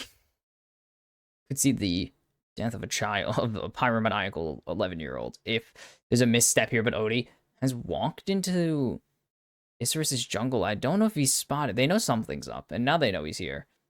So, no dive coming through. Odie misses both swings of the flail, too. That's crazy. Gavato hasn't cycled through the first pair of guns yet. Sayo going to just continue to juggle these axes, and that's all he's going to really do. Can get aggressive if needed. On Fleek's on vision. So, Rainbow Seven will know when he wants to go for a play here. Lions is going to farm a stack of mana flow as Kaze gets thrown into turret range. He needs to get over this wall now to flash it, and it's going to be a flash follow from Lava, and it's first blood to Rainbow Seven. Beautifully played there. Great seismic shove. Kaze could not even figure out a way to get out of that if he wanted to. And it is just a great play there. Oh, cannon drop. So well played there by Lava, actually. Kaze had to tank a turret shot. No choice in that matter. And then anything, because of the health bars and the response times that Onfleek just didn't have any play that Kaze made, Lava could just answer. And now Odie's flanking into the bot lane, diving the turret. There is not enough healing, and it's Sayo cashing out nice and early. And don't know how much that one was worth, but they're going to be able to... No, they're not rediving. There's no way they redive this. They're just going to instead get the plating and back up. And now Rainbow Seven in a very strong position. 1,400 ahead already. 17 CS ahead, plus a few hundred gold in the bot lane is wild. And Kaze doesn't have stun yet. He's trying to farm it. And he gets shoved. Tanks a turret shot. Gets out before the second one, but he doesn't have the Pyromania anymore, so... Flash follow. First rock. Damn. First rock. Easy. Lava has the wall here. Summit is in a very strong position because Pawn has had to disengage, going to get Onfleek's flash for it. And... very interesting play to go for that while your top lane is absolutely unbelievably out of the play. As Pawn going to teleport back, but Onfleek already burned flash. He can't go for anything here. He's just gonna have to farm his bot lane and give that up, as Odie's gonna be able to get an easy 3-0 on the Void Grubs here. No questions. No doubts. Summit can rotate if he needs to, but Odie not going to go for these. He's looking for Kaze. Kaze has no flash. He has the bear, but Lions is here as well. And the Tibbers doesn't connect. Kaze is going to die. There's the seismic shove coming in. No flash. Great response by Shadow. Is it going to be enough? Are you kidding me? The cozy campfire keeping Kaze nice and warm, and it is just enough to save his mid lane. Oh, burning his flash for that play is a decision he had to make, though. As Onfleek is spotted. He's lower level than Shadow. He is having a rough one in this game. As Kaze just not getting the stun onto Odie did cost him a lot of health. That is the one thing he had to do, is get the stun. Onfleek spotted out again, and Lions is going to be here to cover, so Shadow can't push forwards with his jungler at all. And the only thing going well for them is top lane. Okay, that was Duskwave. Got it. As there's the airborne actually landed onto Shadow, as Rainbow Seven are just in the enemy jungle right now, playing so aggressive. And they're going to be able to get this first strike for free. That's extra damage on everybody on Rainbow Seven. That's going to be really good, especially on Lava and Sayo, who love that early damage and will spike a little earlier because of it. Just what are you going to do into this? There's not really an answer yet. Annie is very one-dimensional. If you put Annie behind, there's not much you can do about it until you scale later on with some items, until you could buy items and hope you're back in the game. Aphelios, he's behind Draven. He's not coming back.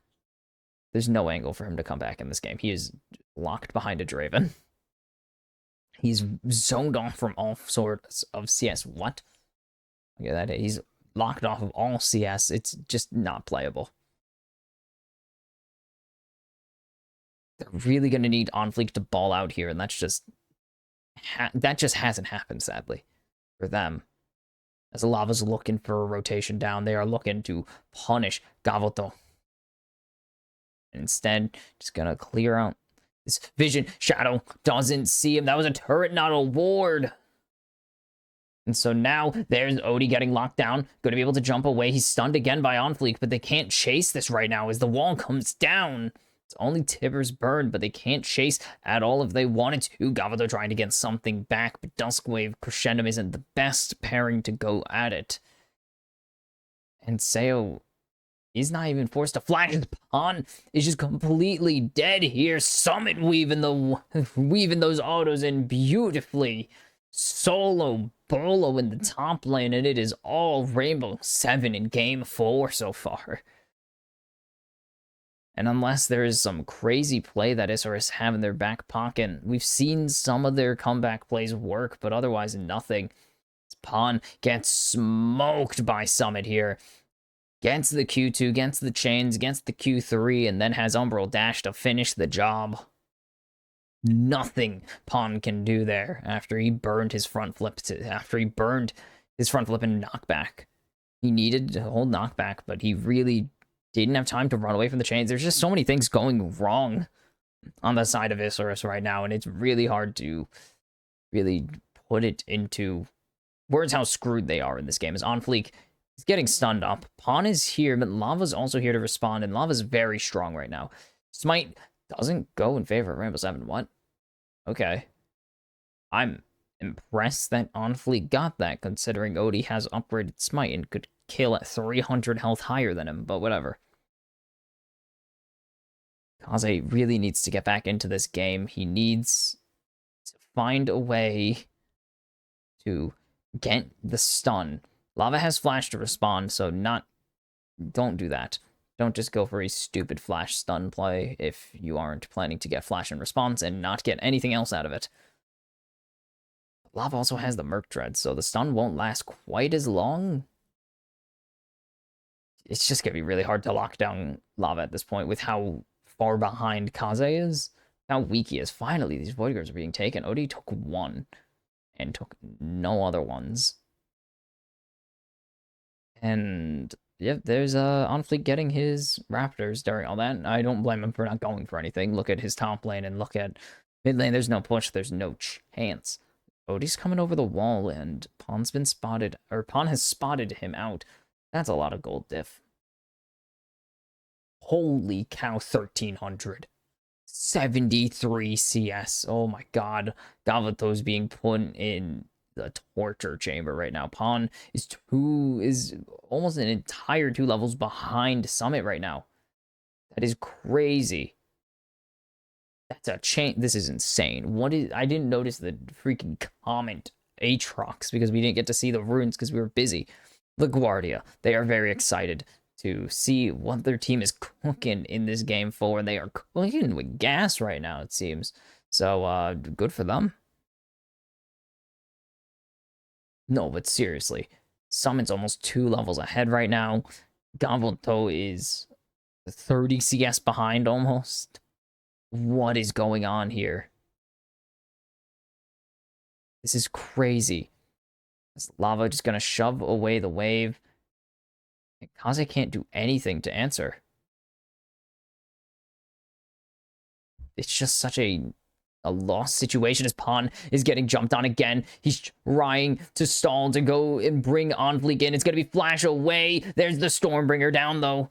But there's no follow-up into the turret now. That's a turret shot tanked. That's 2 Qs tanked from On Fleek as well, but the only goal was to save his top laner, and it's worked. But Gavato forced to flash away. The teleport from Kaze is here, going to get frenzied. Oh, that's a bad frenzy. You don't want that one. But everyone's able to disengage for the time being. Kaze doesn't have stun, though. He doesn't have stun. He has the Tivers and the flash right now. Odie has locked him down. Great breath of life to get him out. As there's a 3-man Tivers, but there's no damage to follow it up. Kaze has just killed himself for Eternals. I don't know. He farmed the Eternals, I guess. And that is Seo cashing out a second time. And that is going to only widen his lead. And this is going to be Drake for Odie. Not going to go for it, actually. Interesting. I feel like they should have went for that. But whatever. 4,000 gold ahead for Rainbow 7. This is much more dominant than their previous game. Isurus just seem lost. They don't seem to know what their win con is right now.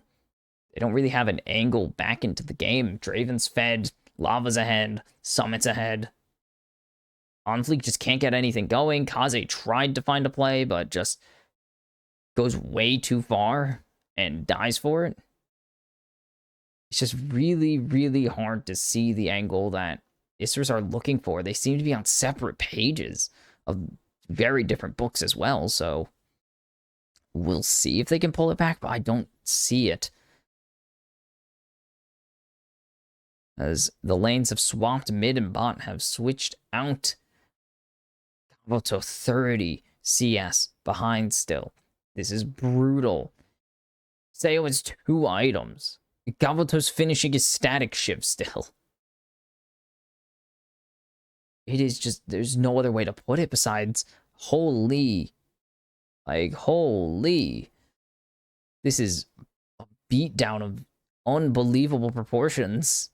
We'll have a 24-minute soul on the table if Rainbow Seven get it, as they've picked up the first 2 Drakes now, and it is a Hextech soul. Draven would love this one. But also, if you get 4 Hextech Drakes, that would be insane for Onfleek and Gavato, but yeah, you gotta get 1 before you think of getting 5, before you think of getting 4 dragons. There's just a massive lead. 30 CS up in top lane, 20 CS up in mid, 30 in bot lane. It's just a unreal gold diff right now. It's only 4,000, but it's double digits farm everywhere. Rift Herald's being sieged. Isra's had a bounty on it. It's not coming. It's not going to be cashed out at all. Just what on earth are they to do? Onfleek has taken the enemy red buff, but Summit's going to get first hurt of the game, which only is going to compound the issues of gold on the side of Isris, as it's now 5,000 gold behind.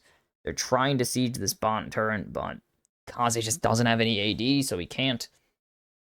He's Annie, and here comes the Rift Herald mid, driven by Lions. Is going to get the crash. Yeah, Draven's going to finish off this turret if he can, but he's not. He's going to rotate instead to this fight. His Pawn's locked down, and there's the Whirling Death, not going to secure the kill. Great breath of life there from Shadow to keep Pawn alive. But they sacrifice the mid and bot tier 1s in exchange for it, and that is 3 tier 1. That is all 3. That is all 3 tier 1 turrets down for Isserus. 6,000 gold is now the advantage, as they've gotten all this, the basic, or all the easy standing gold off the map already. And it's not hard to imagine what they're going to do with the rest of it. Is Summit has come for a flank onto Kaze, and there's the stun coming through from Tibbers. Onfleek is here. If Summit finds 1, this could be an easy cleanup, but it's not. It's going to be a huge 200. It's a 200 gold shutdown over to Kaze, 500 gold kill, and Onfleek going to help push out this wave, but it's too slow. Teleport from lava will keep this turret alive. But there's life on the side of Isserus. It's not a lot, but there's life. It's going to take a Herculean effort. That was a 3v1. The only reason Kaze takes that is because it's a 3v1, to be fair. He's not fighting this if it's 1 or 2v1. There's no chance he fights this if it just Shadow is here. And Annie gets the kills. Annie gets the kills, singular. Annie kind of is the hardest scaling champion besides Aphelios on their team right now. It's complicated. Or maybe Jace. It's really hard. They're very behind. It's not going to matter. Let's put it that way. They're very behind. This is going to be very difficult to come up with a plan to come back in this game. Their team fights need to be perfect. They have team fighting potential. Annie, Volibear, they have good team fighting. They have good healing, actually, for the team fightings as well, but it is very difficult to see a way they get out of this as Lava's forced to ulti away from Pawn and Kaze. Pawn just teleports in, instantly has to recall. So, that did not work out at all. Pawn teleports bot, has to recall just to go top. Answer Summit's push.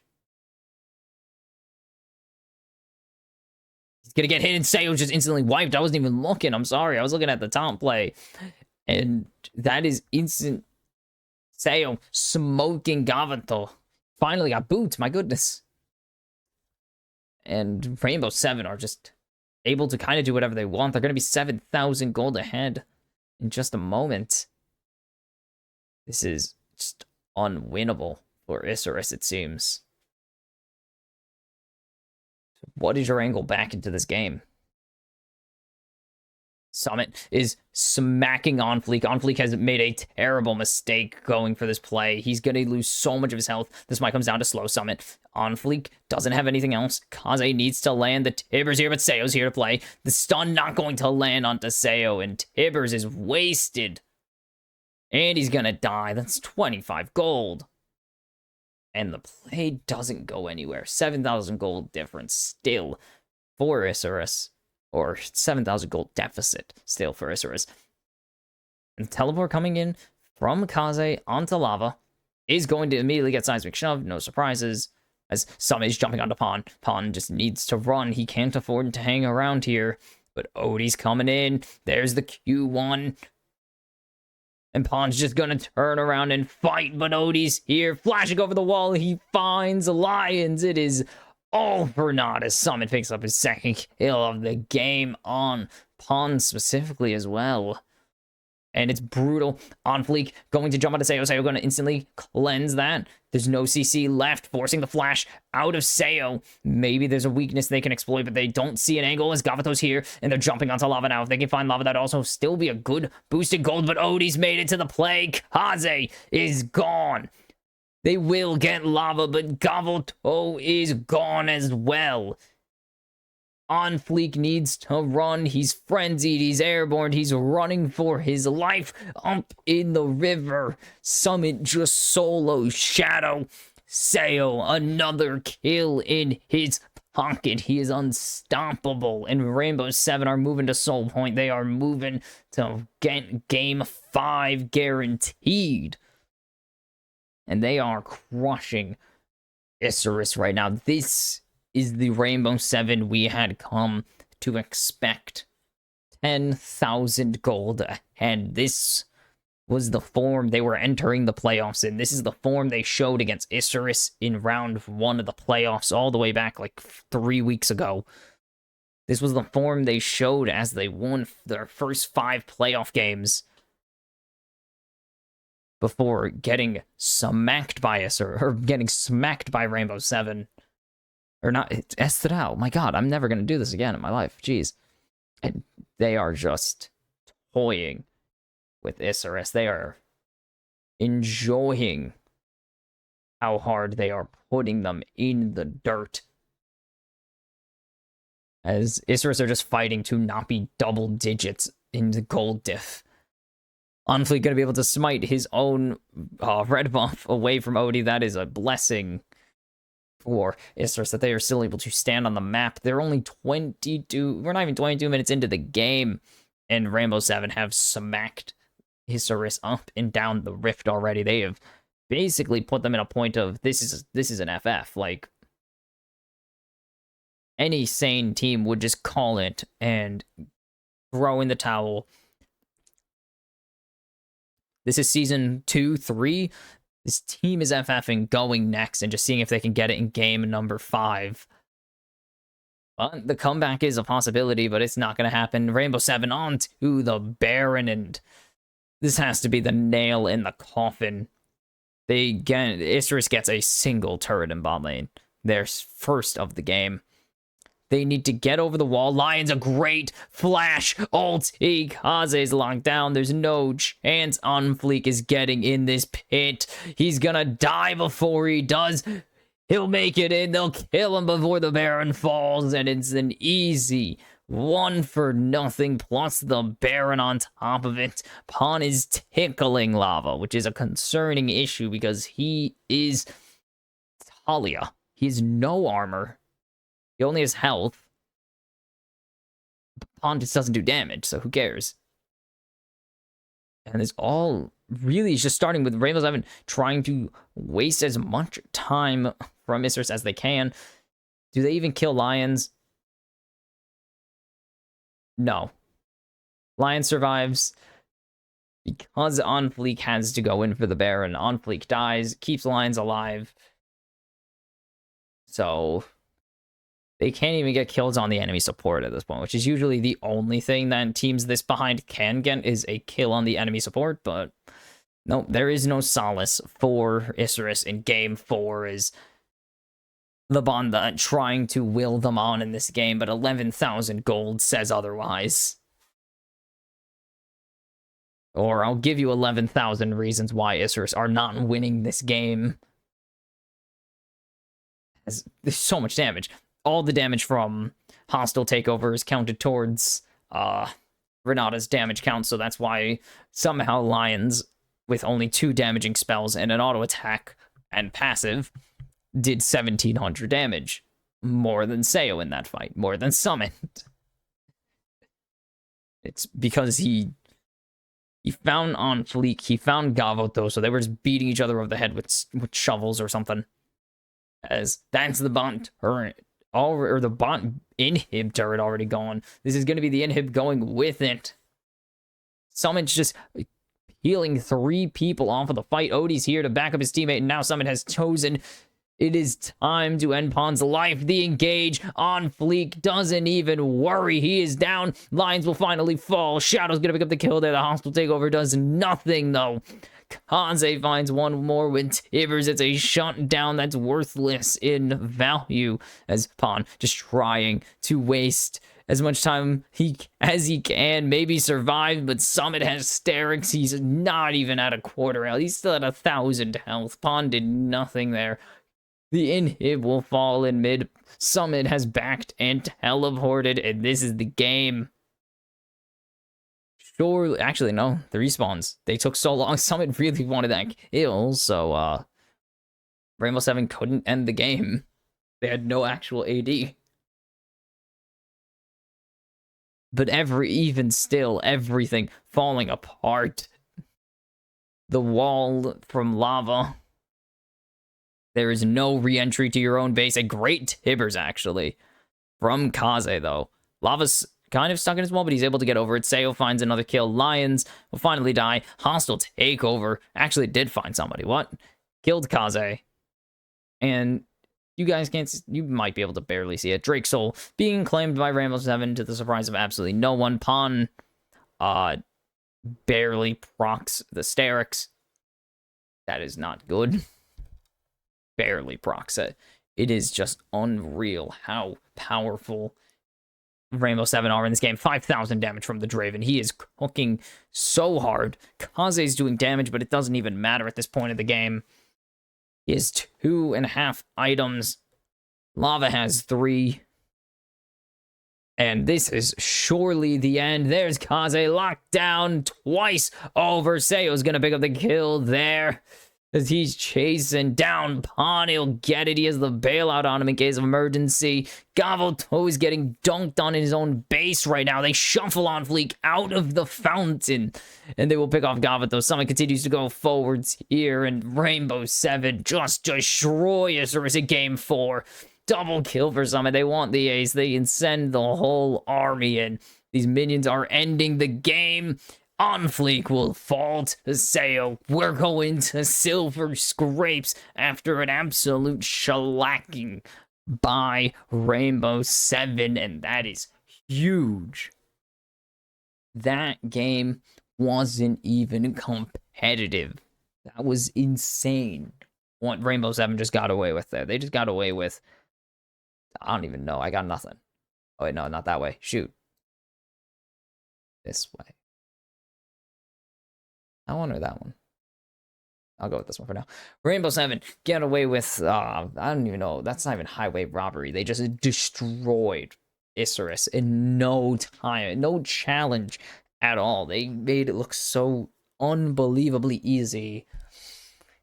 And Isurus are going to really need to find something in them, because that is an absolutely demoralizing loss. Match point. You have a game in hand, you can afford to lose it, but losing like that is brutal. That is an unbelievable way to lose a game. To lose game 4. They're going to really need to drop something.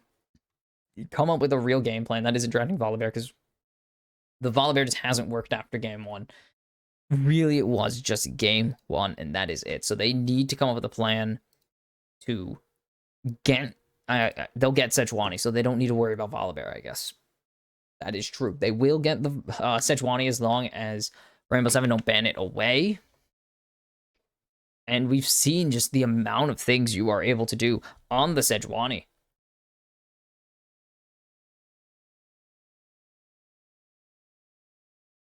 They're not playing Silver Scrapes yet. Okay. Anyways. Draven got really... I mean, that was really just the peak Draven game.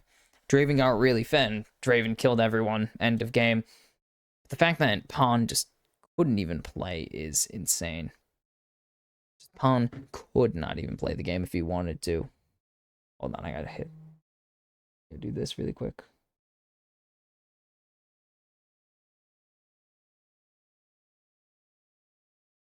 Sick. Anyways. Oh yeah, the Volibear was just completely ineffective. Just every play went wrong. Just how behind On Fleek was allowed Odie to get this dive. They don't redive Shadow, but they just get the plating. Summit just gets soloed here because he bonks there instead of bonking afterwards, but he doesn't really have a place to dodge because he gets the chains. If he didn't get hit by the chains, he probably survives that play. Kaze gets absolutely punished for going for the craziest re-engage of all time. Like, what is that? Why are you re-engaging here? Look where Gavato is. Gavato's rotating mid. Why are you ulting here? This play was really good. Kaze actually plays this really well. Stalls for long enough, gets the stun. And it's a 3v1, so they win it. Summon's not that fed yet. He has Profane Hydra. He's not that fed. He didn't have Sterix. But every action has an equal and opposite reaction, so Gavato gets absolutely goddamn smoked. Absolutely smoked in mid lane. And then Pawn just tries. That was insane. That is the ultimate. You could hear Yakety Sax playing. He runs away from the Aatrox, runs into Sag, splashes the wall, runs into Renata, just everything's going crazy. They would have killed Lions here if this doesn't happen, but at that point, Isurus couldn't do anything. Rainbow Seven used 2 flashes just to waste their time, just because they could use those 2 flashes. This play, Hail Mary play, Lions dies here, Lava throws in an absolutely incredible Weaver's Wall to make sure that everybody's stuck outside, or the 3 members stuck outside the base, stay outside the base. Pawn is just hopiuming that he doesn't die here. And then, you see how much damage Pawn does there? Like, Pawn is... Look at that. That is sad. I feel sad watching that play. That is exactly how I feel watching that play. I feel depressed watching that Jace play. 15,000 damage on Jace. My goodness. It was so sad. Galvado never got a chance to play the game. He was zoned off of wave from minute 1. And, well, Sayo did this little thing called playing Draven and got very fed by killing people. So he didn't really have a chance to play the game afterwards. Rainbow Seven played a really nice, tight game. The Camille ban was really random. They probably should have got rid of the Renata. Again, Draven was a first rotation pick, and you gave him his best support. You gave him his best pairing. Why? I need to ask the question of, why do they ban the Camille over the Renata? Draven's already shown. Summit hasn't played Camille. There's so many questions I have to ask. Actually, I think Summit has played 1. Yeah. Was this Summit? No, it was Hidan. Why are you scared of Camille? Camille's a better support on this patch. This is 14.5. Camille's a better support than she is a top laner on this patch. She's 1-1 on the season. She has 2 games in the LLA. No one's playing her, man. The best game of Camille this season was from Hillsong. Like, come on. Oh, that ban is going to haunt us if they lose this. If they lose Game 5, that ban is going to haunt them forever because it is the weirdest, most out-of-nowhere ban ever. I don't know. Ow. That hurt. If this were 14.7, which we barely even know what the 14.7 changes are, but if this were 14.7, it would make more sense, but even then... No one's playing it. And 14, Camille's not going to be a top laner in pro play if she's in the meta rotation until MSI.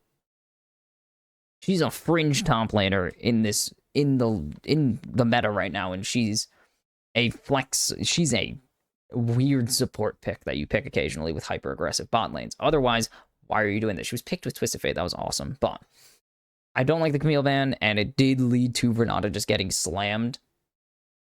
They didn't take it for themselves. They took the Annie, and Annie could have worked. It just, that first blood put Annie behind, and that is where Annie falters so strong.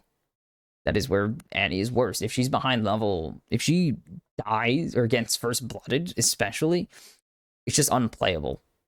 And there's so many things that go wrong there. Gets first blooded, is immediately put behind where Annie doesn't want to play. Yes, Annie can stall out quite a bit, playing very safe, but it doesn't matter because Talia, you play safe against Talia. Talia is just going to roam, and that's the thing. And burn flash, so when you try to get back into the game, Odie instantly ganked and put Kaze 6 feet under.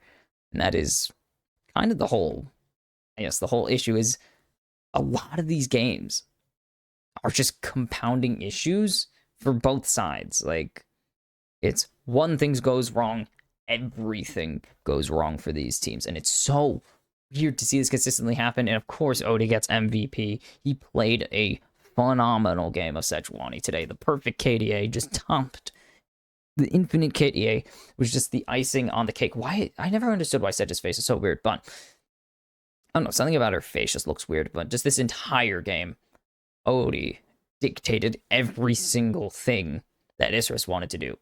If Isris wanted to go for a play, Odie was there to put a brick wall on that plan. Summit was the other one. Or Seo. Seo was also the other one. It was really, and Lava put down a literal wall on their plans, but you get it. Odie, Sejuani really is the jungle that everyone is playing in this series and in these playoffs because it's so strong.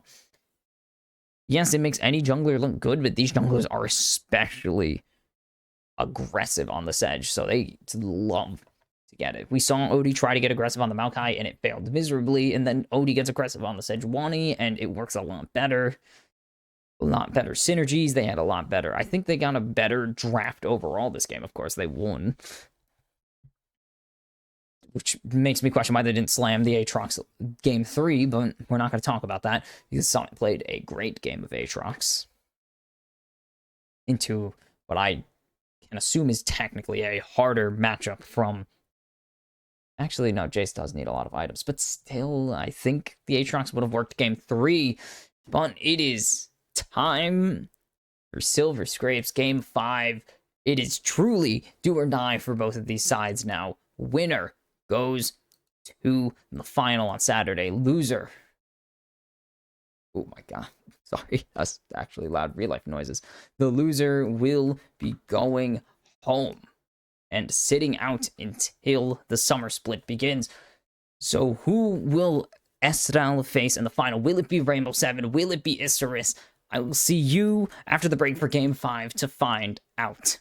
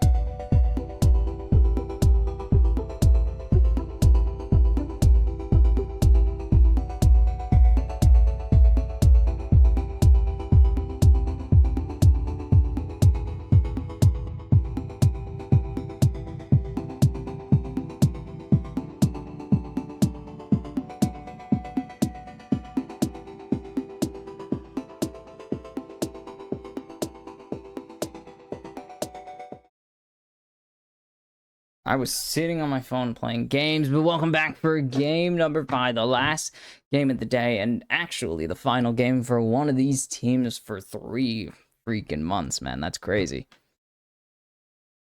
And the pressure is on now. Both of these teams have had terrible games and some good game and some incredible ones, and it's finally time to see who's going to put together that one last really solid game to bring themselves to the finals and keep their dreams of an LLA championship and an MSI spot alive. And it's going to be a tough one. Isurus coming off of one of the worst losses I've seen ever. Just a brutal loss. And Rainbow Seven have all the momentum in the world. They are coming off of a just a decimation of everything Isurus wanted to do in that previous game. And it came on the back of Odie and Seo playing their hearts out. But you still gotta put one more up on the win column, so it's not just one yet. Momentum doesn't mean everything in the sense of the series. It means a lot. But you still gotta win the games. You can have all the momentum in the world, and you lose game 5. Doesn't matter how much you had coming in. And Isurus obviously going for the right decision, opting over to the blue side. They want to get the Sejuani. Will Rainbow Seven ban it away from them, though? It would be a big switch in the draft strategy, as Sedge has been the key piece for 3 playoff series now. Been really, really strong. And they're going to get rid of Pons Renekton. It's very strong. They already know that. Lava's taken off of the Tali after winning 2 straight. Not 2 straight. Lost 1. Did lose 1, right? Yes. Lost game 3 on it. What is it going to be for these 2? Pretty similar bands, and then 2 specialized bands for Lava and Pons specifically. And Rumble still taken off the board by Isurus. They want the Sedge here. They don't want a Rumble response. They want Rainbow Seven. They want Rainbow Seven to ban the Sedge or give it over. They're going to ban Kaze's Ari instead. And on fleek will be getting the Boar Lady. The Freljordian Boar Lady. 5 straight Freljordian games. Boom. Unless they don't. But I don't see a reason not to. What, you're going to just hand over the jungler of the playoffs? You're just going to hand over the strongest jungle of the playoffs for no reason? Exactly. First pick, not as fast as usual. And the strain. Even coming off of a stomp like that, it is... You're still playing for 3 hours. And that's a lot. Ashe wasn't banned this time, actually. Yeah. Because of the Talia ban, Ashe is available, and it's going to be Ashe Kalista for Isurus, or for Rainbow Seven, and this could be absolutely huge. But the last time Rainbow Seven got their hands on Kalista, they lost. Game 4, or Game 3, I don't even remember anymore. Everything's a blur to me. Game 4, Estradal of Rainbow Seven in the upper bracket final. Snaker takes Draven and punishes Seo for locking in the Kalista. This time they have the Ashe in hand. So is it going to be the same story? This is a Varus? What is the response? What is the pairing? They probably want to grab either mid or support here. No reason to blind. Top laner Renekton's already banned unless you really want Aatrox. No reason to grab anything. It's going to be... the pairing of all time, Varus Nautilus. 0 and 1. Nautilus winless in the series, though. Did they pair with Varus game 1? Oh, no, Varus wasn't in game 2. That's right, Varus was banned game 2. That was a weird experience. And it's going to be Odie taking the Volibear. He's going to stay on the Freljord. Kind of. Odie going to play only his 3rd unique jungler of the series. Meanwhile, on fleek, 2 unique junglers. Sedge and Volley, the other one is Maokai for Odie, Silas, and Jace Bandaway. Silas, really? I know Kaze has a Silas, actually. It's really good. He got to play it in the All Night series, I think. Or did it get banned during the All Night series? One of the two. I can't remember anymore, man. We're so deep in the series. It was banned against him. Yeah. Same situation. It was banned against him. Yone taken away from Kaze. That one. What? Wait, what? He has a Yone? That's news to me. 0-2. I wouldn't ban that. It's the final ban of the series. It's all on Isurus. They need to get rid of top. They need to get rid of mid. They already got rid of Summit to Jace. Very smart ban. They're going to get rid of Summit to Jax. They don't want none. None of it. Yeah, 0-2 on Yone in the season, but Yone's still very strong in general, so... Or I guess very strong exclusively in pro play. Fair enough, I guess. And they're going to blind the mid lane. It is Corki for Lava. And so it's a blind top lane overall. But I'm like gassed. And this is going to be a long... This is a series already. Overall, 3-1 on Corki on the season. Isurus hovered this earlier. They aren't going to go for the way. They hover it twice. Don't go for it. It's going to be Nico for Kaze. And what is the blind top laner? Aatrox is really the only... Aatrox and Gnar are the two big ones available right now. Two of the most popular top laners in the entire region. I mean, what else is there? Cassante is blindable. Gnar is very blindable, though, is the thing. And they're going to take Pawns Gnar. Let's talk about it. Let's stay on 7 champions played this season. That's hilarious. Played 7 champions all split. Stays that way. 5-1 on the champion, but Summit has been given the opportunity to run it back on Aatrox, and he will. Undefeated in the playoffs now, 2-0 on it after the previous game. And overall, 6-1. This is a dangerous pick to hand over to Summit here, but any pick can be a dangerous one to Summit. And this is further than Isurus were, I mean... maybe not further than Isurus were expected to go, but 3-2 is a complete narrative change from what was curb stomp after curb stomp in the regular season. And now it all comes down, both of these teams, Rainbow Seven have been the leader of worlds from pretty much start to finish. Again, 15 straight game wins. 10 straight entering the playoffs. 5 straight to open the playoffs. They were on a 15-game winning streak. They only lost 3 games all split, 6 in total, and now 8 in total. Isurus struggled to find wins against a chunk of the field, against the 2 most important teams to get wins against, and now they're on the verge of their first big series win. Their first final in 3 splits. Rainbow Seven on the verge of missing out on their 3-peat. And so it all comes down to one game.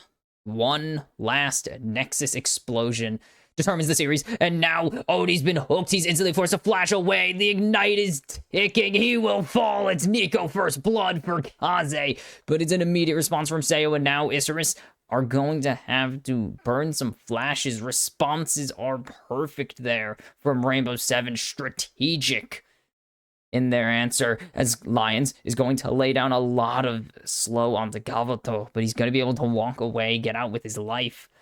And Rainbow Seven are going to be able to get aggressive positioning, get some deep wards, and spot out on Fleek wherever he wants to go. And this is just instant fireworks. Instant.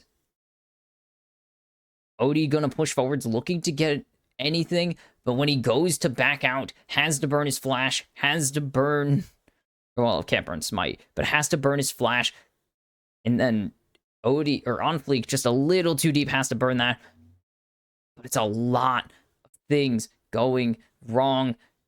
Odie steals away the red buff. He will steal away most of the red side camps. Will leave the Krungs on the other end. On Fleek, I'm assuming he's starting his blue side. I legitimately cannot tell. We are seeing Labanda as these guys, the two armies have not stood down, have not sat down in games, it feels like. Labanda and LaGuardia have been going for each other, just chanting back and forth all night. And now that they're both one win away from their favorite teams making the finals, they will not be going silent into that night. And they hope their teams will follow that as well. On Fleek knows that almost all of his camps were taken. He's just going to go for the Krugs here. He's just going to go for Krugs, see if he can get this bot scuttle. As Pawn already jumping onto Summit, not going to throw down the stun, saving it for the wave because he's not really looking to trade Summit. Level 1 for Gavato and Shadow is insanely, it's just huge. As now Odie's down here and we have ourselves a mess coming up in this bot lane. Level 2 finally reached for Gavato and Shadow. It's finally something. They have the hook available as On Fleek is backing up Odie. Odie has both, or will have both red buffs very soon. Gavato just now being able to farm 24-6 in CS. They don't spot On Fleek just yet, hanging around, but he's gonna have to back up anyways. A Summit is looking for Pawn. Pawn has the wave, but he's gonna flash, follow, Umbral dash, and Summit does it again, solo boloing Pawn in lane, and that is huge. Because now Lava gonna go forwards, unrelated. Lava goes forwards with the Valkyrie. Kaze so low, but he's gonna be able to get away with his life. Tangle Barbs don't connect, but now Kaze is gonna back and teleport. This is knife's edge for these. Pawn gets way too close here. Yeah, Pawn, ooh, playing way too aggressively. And now in bot lane, Ignite burned on to Lions. I was gonna say, I really want to talk about Daiki. I like Daiki. He's fun. Plays Elise. That makes him awesome by default. 800 gold advantage. The CS diff in bot lane is absolutely huge right now, and it's just reminiscent of the previous game as the Tangle Barbs will connect. Bakaze, no Blooming Burst to follow it up, so not as much poke as he could have gone onto Lava. Going down. This Pawn just here, going to get queued. He can't go forwards with it. As Odie is also here. Oof, Odie. Very aggressive in his shot, in his hovering right now. And Pawn, ooh, could have had a very bad time there, but the minion comes in time to save his bacon. Speaking of bacon, I want food. Kaze spots out Odie and is going to be able to play in a position where he won't be able, or where he won't get ganked right now.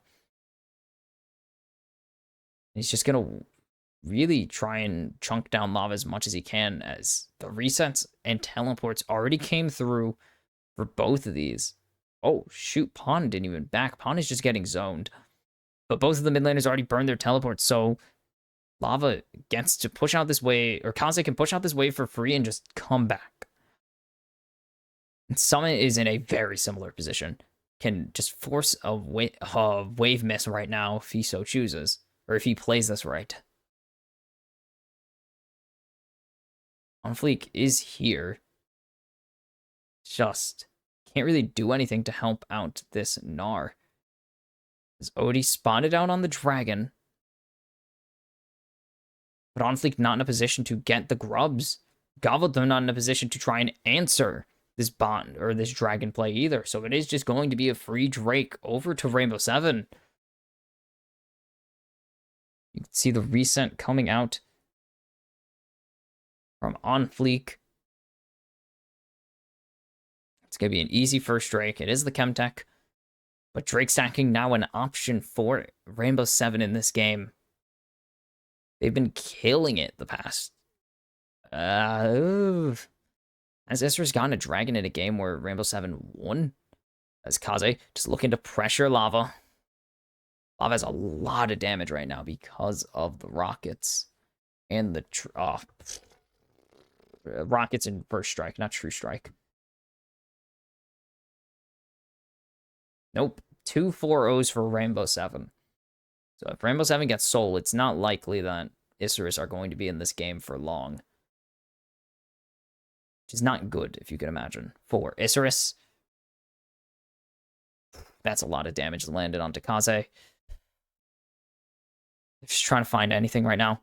Onfleek is going to be forced, or Shadow is going to force a flash out, but now Shadow way too deep, and Sayo is going to be very strong, but they might be able to shut him down. But there's the instant cleanse out. Shadow's running for his life right now, forcing the flash out of Gavato as well. And now Sayo's trying to push forwards, trying to get those Ren stacks, but nothing is going to come of it. Lions is going to lay in with the Q as well. Keep applying that slow, and Isurus's play massive backfire again. Another one. They keep doing it. As Onfleek is just going to give his life so his bot lane can escape. Sayo has a second kill, and it's on a massive die. It's on a huge misfire from Isurus again. Another big play that just doesn't work. And that has kind of been the tale of Isurus in their losses, and Rainbow 7 in their losses. Huge plays, none work out. That's World Ender wasted from Summit. If Pon can try and turn this into something, that'd be really impressive. Because he's getting smacked up and down the rift right now. Isurus just have looked like they've run out of steam, really. The issue with Shadow throwing the hook at that angle is that if it doesn't hit Lions, he has to engage, and that is the core issue here. And Sayo, perfect cleanse. That cleanse doesn't go through, maybe they can try and throw something onto him. They just don't have any damage. They have no damage on Gavato right now. Meanwhile, Lions and Sayo are playing an aggressive bot lane. They're able to do so much. Onfleek needs to be not here. But Odie, flash with the Q, instant stun. No chance anyone survives that. Onfleek does the right thing, though, by sacrificing himself in a play where they could have chosen to just ignore him entirely. Now you can see the aggressive warding paying off for Rainbow 7. They have Tribrush control. They have both Tribrushes controlled. They have 3 control wards in these bushes right now. And Isurus can't do a damn thing to answer them. Nice little dodge there, Kaze. The stomach dropped a little bit there. For sure, the stomach dropped a little bit if you're Kaze right there. You just see the arrow flash before your eyes. And if that arrow connects, it's over. They can't sweep out this ward. They will, so Onfleek is gonna have to leave though. And now Pon looking to get aggressive here. Summit has flash available. Summit needs to still play this carefully. And same with Pon. They can't just run at each other. Pon has Eclipse already. Holy cow. Sub 10-minute Eclipse. It's not that expensive, but still really nice to have. As early as Odie got the Drake, didn't even have to trade the grubs for it, is going to get the first grubs. Only grubs. Not like that. He's going to get 2 grubs here. Don't believe any other ones were taken. Again, I wish they had a counter for these. And that gold, yep, straight down. That is a roller coaster graph. Right there, straight drop. And it is already looking a little bit out of reach for Isurus. 2,000 behind. They're going to need to get really, really good value out of this, as there's Pon throwing the Gnar back. There's the Glacial Prison just for good measure, and Pon, with the help of Onfleek, picks up the kill onto Summit. Great flash Gnar there. What a play. What a play by pawn there. Look at this. Dodges two sweet spots, flashes through the other one, gets the Gnar. Holy. Pawn reminding Summit that he may be Korean and former world's competitor, multiple times world's competitor, but he is still not that guy somehow. Damn. Dude goes to worlds multiple times just for Pawn to tell him that he can put him in the ground as Kaze's getting jumped on there by the package. Special delivery wasn't needed. Rainbow 7 got the second Drake for free. And it is going to do so much damage to Kaze. Kaze is resetting. I don't know whether it's because he has an item or not, or if it's because he's nearly dead. Ooh, this is already terrible. This is not good for me. I'm hungry. I'm kind of tired. Not having a good time in this. I mean, I'm having a great time. I love this. This is so much fun. Freaking love this series. Oh, the arrow. Flash Force. I think he could have walked down. He would have dodged it. That is a great flash to get out. No flash pop blossoms. Oh, why are we zooming in on lines now? It's late. It's a bit late on that one, eh? Galvato gets his first item finished, still behind Sayo because of the 2 kills. And the massive amount of CS. That has been a huge issue in these past 2 games now. Just behind in every single facet for Isurus. 5-game series, I'm tough, okay? Shadow has to hook out the safety. Odie was a threat there. Kaze just gonna clear out that. Oof, if that Tangle Barbs hit Sayo, that actually could have been... That would have been Cleanse Force, at least. No doubt. Isurus have swapped their bot lane with their mid lane already. A little earlier than Rainbow 7 did. I want Corn. I don't know why. And Lions has been providing so much value on this Ashe.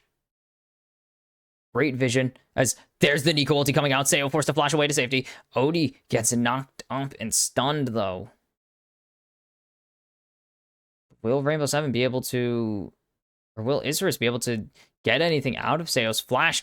Stun, or the smite, comes down, and it's going to be in Odie's favors. There's the Tangle Barbs coming in. They need to lock down this Volibear, and they get it. Shadow will pick up the kill there, and now Sayo, lockdown, forcing the cleanse out. They need to hit him, but there's the ultimate, the Fate's Call coming in. The Blooming Burst is doing so much damage. Is there a rend? Kaze's blocking the rockets right now, and he's going to lock down Lava. If Lava can just become the sniper, but he has no missiles loaded up, but the rocket barrage doesn't even matter. It is still a 1-for-1, and that will always be in favor of Rainbow 7 in these situations.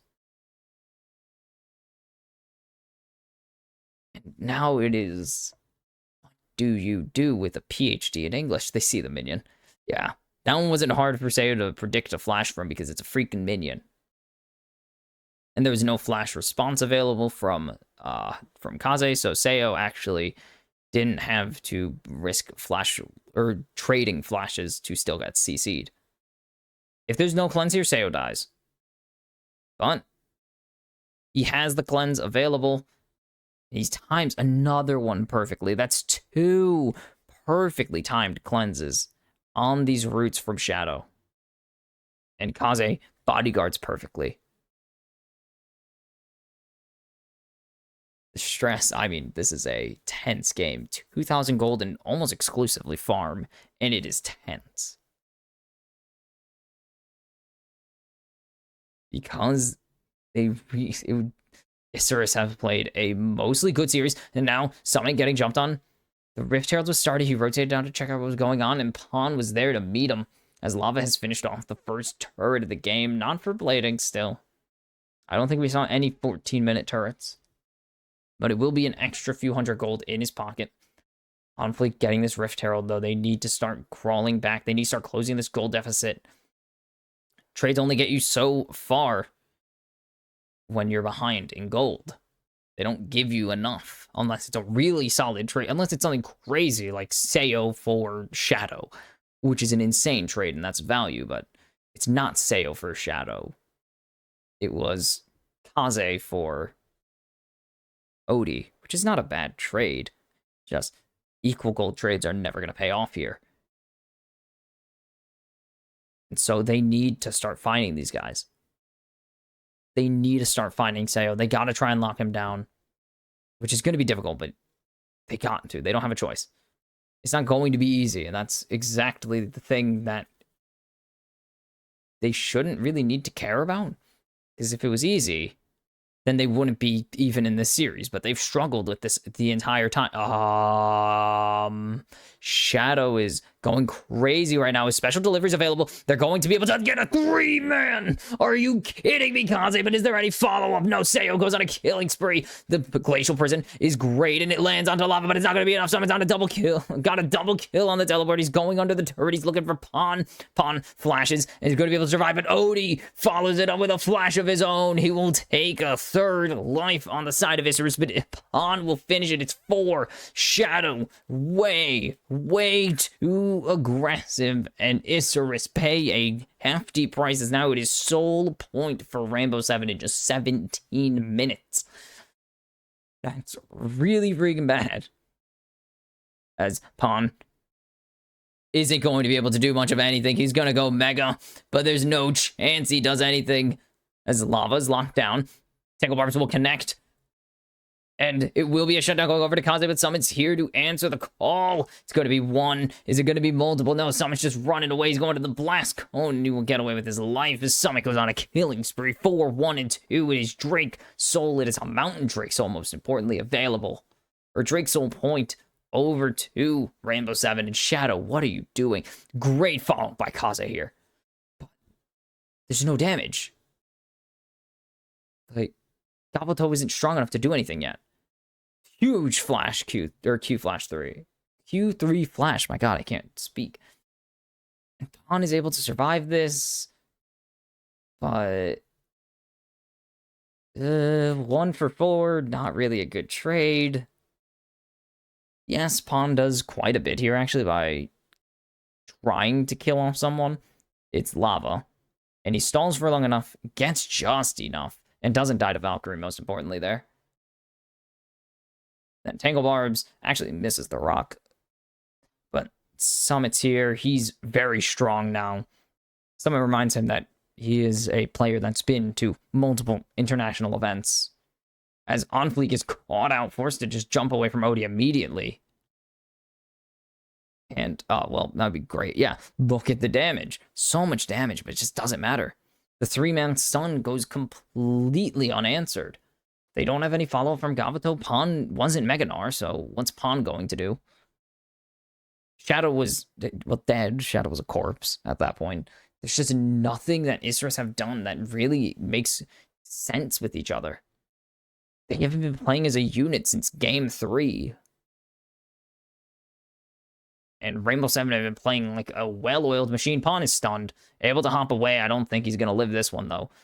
Summit gets the Q2. Doesn't get the Q3. He actually may have overstepped here as he's going to try and jump back. The depth charge comes out. Pawn will land the kill. Oh, it goes to Shadow, and that's not going to be good. And now it's going over to Lions as the play here. Actually, Odie locked down, but Sayo doesn't have any damage, and Onfleek is going to die here. No doubt about it. There's the flash, and there's the W from Lions. It's enough. Gabato finds 1, but there's Sayo on the prowl. There's the Fate's Call. They're not going to get Gabato. They're going to go on to Shadow instead. It's not going to matter. Lions is on a double kill, or has a double kill now. And Sayo is on a rampage, picking up that last kill with the Rend. I don't know what I was going to say before that, honestly. Chavla Fitore. That scared me. Can I not?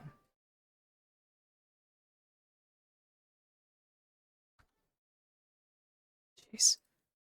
Discord jump scare, man, is crazy. Also, it is so dark. What the hell? Why is it this dark? It didn't get any darker, but my camera got darker. Man, this is annoying. It literally did not get any darker. My exposure shifted down one. My exposure shifted. My exposure just chose to shift down like 2 stages. What the hell? Ugh. That's infuriating that it chose to do that. I don't know why. It suddenly just made everything super freaking dark. God damn it, camera. 5,000. It's playable. It's a playable deficit for Isurus, but does that mean much? Does a playable deficit really mean anything? Like, yeah, they can try and come back. On Fleek's just gonna go forwards, doesn't throw the Glacial Prison out, and Shadow's half health. Shadow's getting absolutely obliterated here. They need to find the greatest engage of all time, and they are not doing that. I'll give you the hint, they aren't. And the total goal, yeah, 3 carries, and they are all so strong. There's just nothing they can really do wrong here. Sayo is already hyper carry status. Summit isn't, it's pretty much unkillable now. It's gonna be very close to unkillable. Pun is Meganar, but good stun read there. Nice follow-on. The hook will land. Are they going to throw out the Glacial Prison? Just to be sure they will. Gavato has picked up the kill onto Summit, but that is all. That is 4 ultimates thrown into Summit for 1 kill. We're 300 gold. It does go into Gavato, but that is a guaranteed surrender on this Drake Soul. Special delivery available. The special munitions available for Lava. They know Kaze's here. Kaze has ulti. Doesn't have flash available. And they know Lava's here. They can tell. But on Fleek behind him. He's going to land the chain. The hook lands onto the unstoppable Corki, though. Well buffered by Lava. Shadow's flash completely wasted. Kaze turns into a minion. He's trying to go sneaky deaky like. As the stun lands onto Onfleek, and that is a 2-man Palm Blossom. They need to get Sayo, but they don't. And instead, it's all Odie all day. Sayo goes unstoppable. Odie kills Onfleek. Drake Soul for Rainbow 7, and it is just too easy for them. There's just nothing. There's no follow-up. Odie just dives into the backline off of another great ulti from Kaze.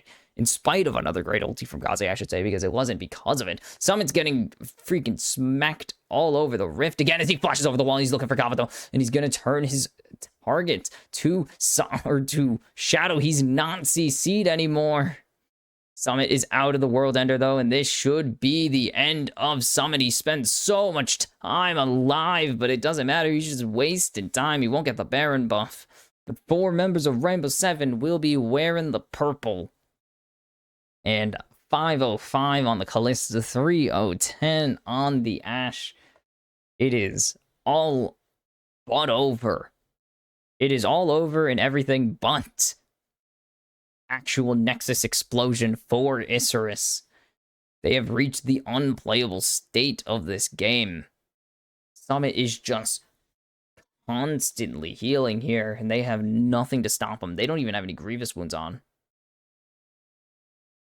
And they eventually get him. It takes everything they have to kill him off, and that's just not really a viable thing. They can't just keep doing that. God, 2 Void Grubs is crazy, though. Whatever. As Gavato has to blast cone away from Odie. Odie might go over the wall here. He's not going to instead. And now it is a tier 1 in exchange for 2 tier 2s here. There's no question Rainbow 7 are getting these. The teleport in behind is, Kaze has killed himself off. That teleport sucked. And that, I think, is the nail in the coffin. The players are just, they're cooked, and they can't do anything about it. They have the ulti if they want to turn the turret off, but Odie should be able to tank this long enough. And now onto the inhibitor in mid lane. Summit has found Onfleek. And Onfleek's going to just be able to jump away with the Arctic Assault, but it's a 4v5, and Isurus can't even take it. They can't even take the 3v4. It is just so impossible for them to come back in this game. There's no chance they do it, and it was a good series, but there's just a level where it's too much. Seo is 3 items, and so is Gavudo. But he's not that strong. Lions is an absolute monster with these arrows right now. Kaze, what are you doing? Unfleek just can't get anything going with his Sejuani. It's going to be the first second Sej loss of the series. Sejuani just can't get the job done right now. And Lava's so... Just look at this. He is melting on Fleek like nothing. Maybe if they could lock him down, but that's not going to matter. They need to lock down Seo. Seo has cleanse still. They keep trying to lock down Lions. Lions has Fate's Call in his pocket, so it doesn't matter. So he doesn't really care. Isserus throw at Lions. As long as Lions has 1 health, he's going to get pulled to safety and out of combat. Is this tier 2? I was going to say tier 3. This tier 2 and top lane has fallen, and Isserus are pushed to their base in every lane. Kaze looking for a potential hero play. I don't see it happening, sadly for him. And this is just the end of what was a phenomenal series. And there's the Enchanted Crystal Arrow. Odie is going forward. Oh, 3-man ulti from Kaze. Is it going to be enough? Kaze goes golden, but Gavudo is running for his life under his own turret summit with the double kill. It's going to be Seo picking up 1. It's going to be Lions picking up the other. Seo is dominating. It's a double for Seo. It's the ace for Rainbow 7, and it is the finals in sight for R7. Isserus so close yet so far, and their split will end here at the hands of the team they could never beat, as Rainbow 7 get their rematch with Estral and look to avenge the reverse sweep. A great series from both sides, but sadly, in great series, only one can come out the winner, and it is Rainbow 7, who come back from 1-0 and 2-1 down to finish the job and secure their shot at the three-peat. And, of course, you go to war for 5 games... You show your respect to your opponent. It wasn't very difficult in the final 2, but you don't say it wasn't hard when the team takes you to 5. And Rainbow 7 take their bow as they have punched their ticket to Saturday. And now 3 wins sit between them and history as they look to be the first team to three-peat in LLA history. Estral, 3 wins in history for them as well, as it would be 3 wins in their first championship, despite making 4 consecutive LLA finals, which is insane to think that a team is this damn good and just hasn't been able to win the big dance. But that's just how it is sometimes. CLG only have 3 LCS championships, despite being one of the best for the longest time, because Team Liquid and TSM just destroyed them in the finals so many times. And with Estral Rainbow 7 set as the rematch for the finals, that is it for today after a banger. I wouldn't say a banger, but a really good series. I think it had too many curb stomps for it to be a real banger. Like, Rainbow 7 Estral, that was a good one. It was 4 stomps, but that banger at the end made up for it. But 3-2 final for Rainbow 7 over Isserus as they punch their ticket to their 5th final in team history. And now, them Estral Saturday will be the big game. The winner goes to MSI and lifts the LLA trophy over their heads. And with all that boring prelude stuff, I've been Mox Kimchi. I'm tired and hungry. I want to go eat food and then pass out. And thank you for watching. Follow me on Twitter where I never tweet at VoxKimchi. I don't tweet ever. If you want to follow me there to, I don't know, stare at a blank wall of nothing, go ahead. Saturday I will be here 6 o'clock Eastern, whatever time we are in. You can do the math on the rest. LLA finals. It is the last cast before MSI. I don't know if I'm gonna do MSI. We'll see how that goes. Anyways, as always, thanks for watching and have a good night.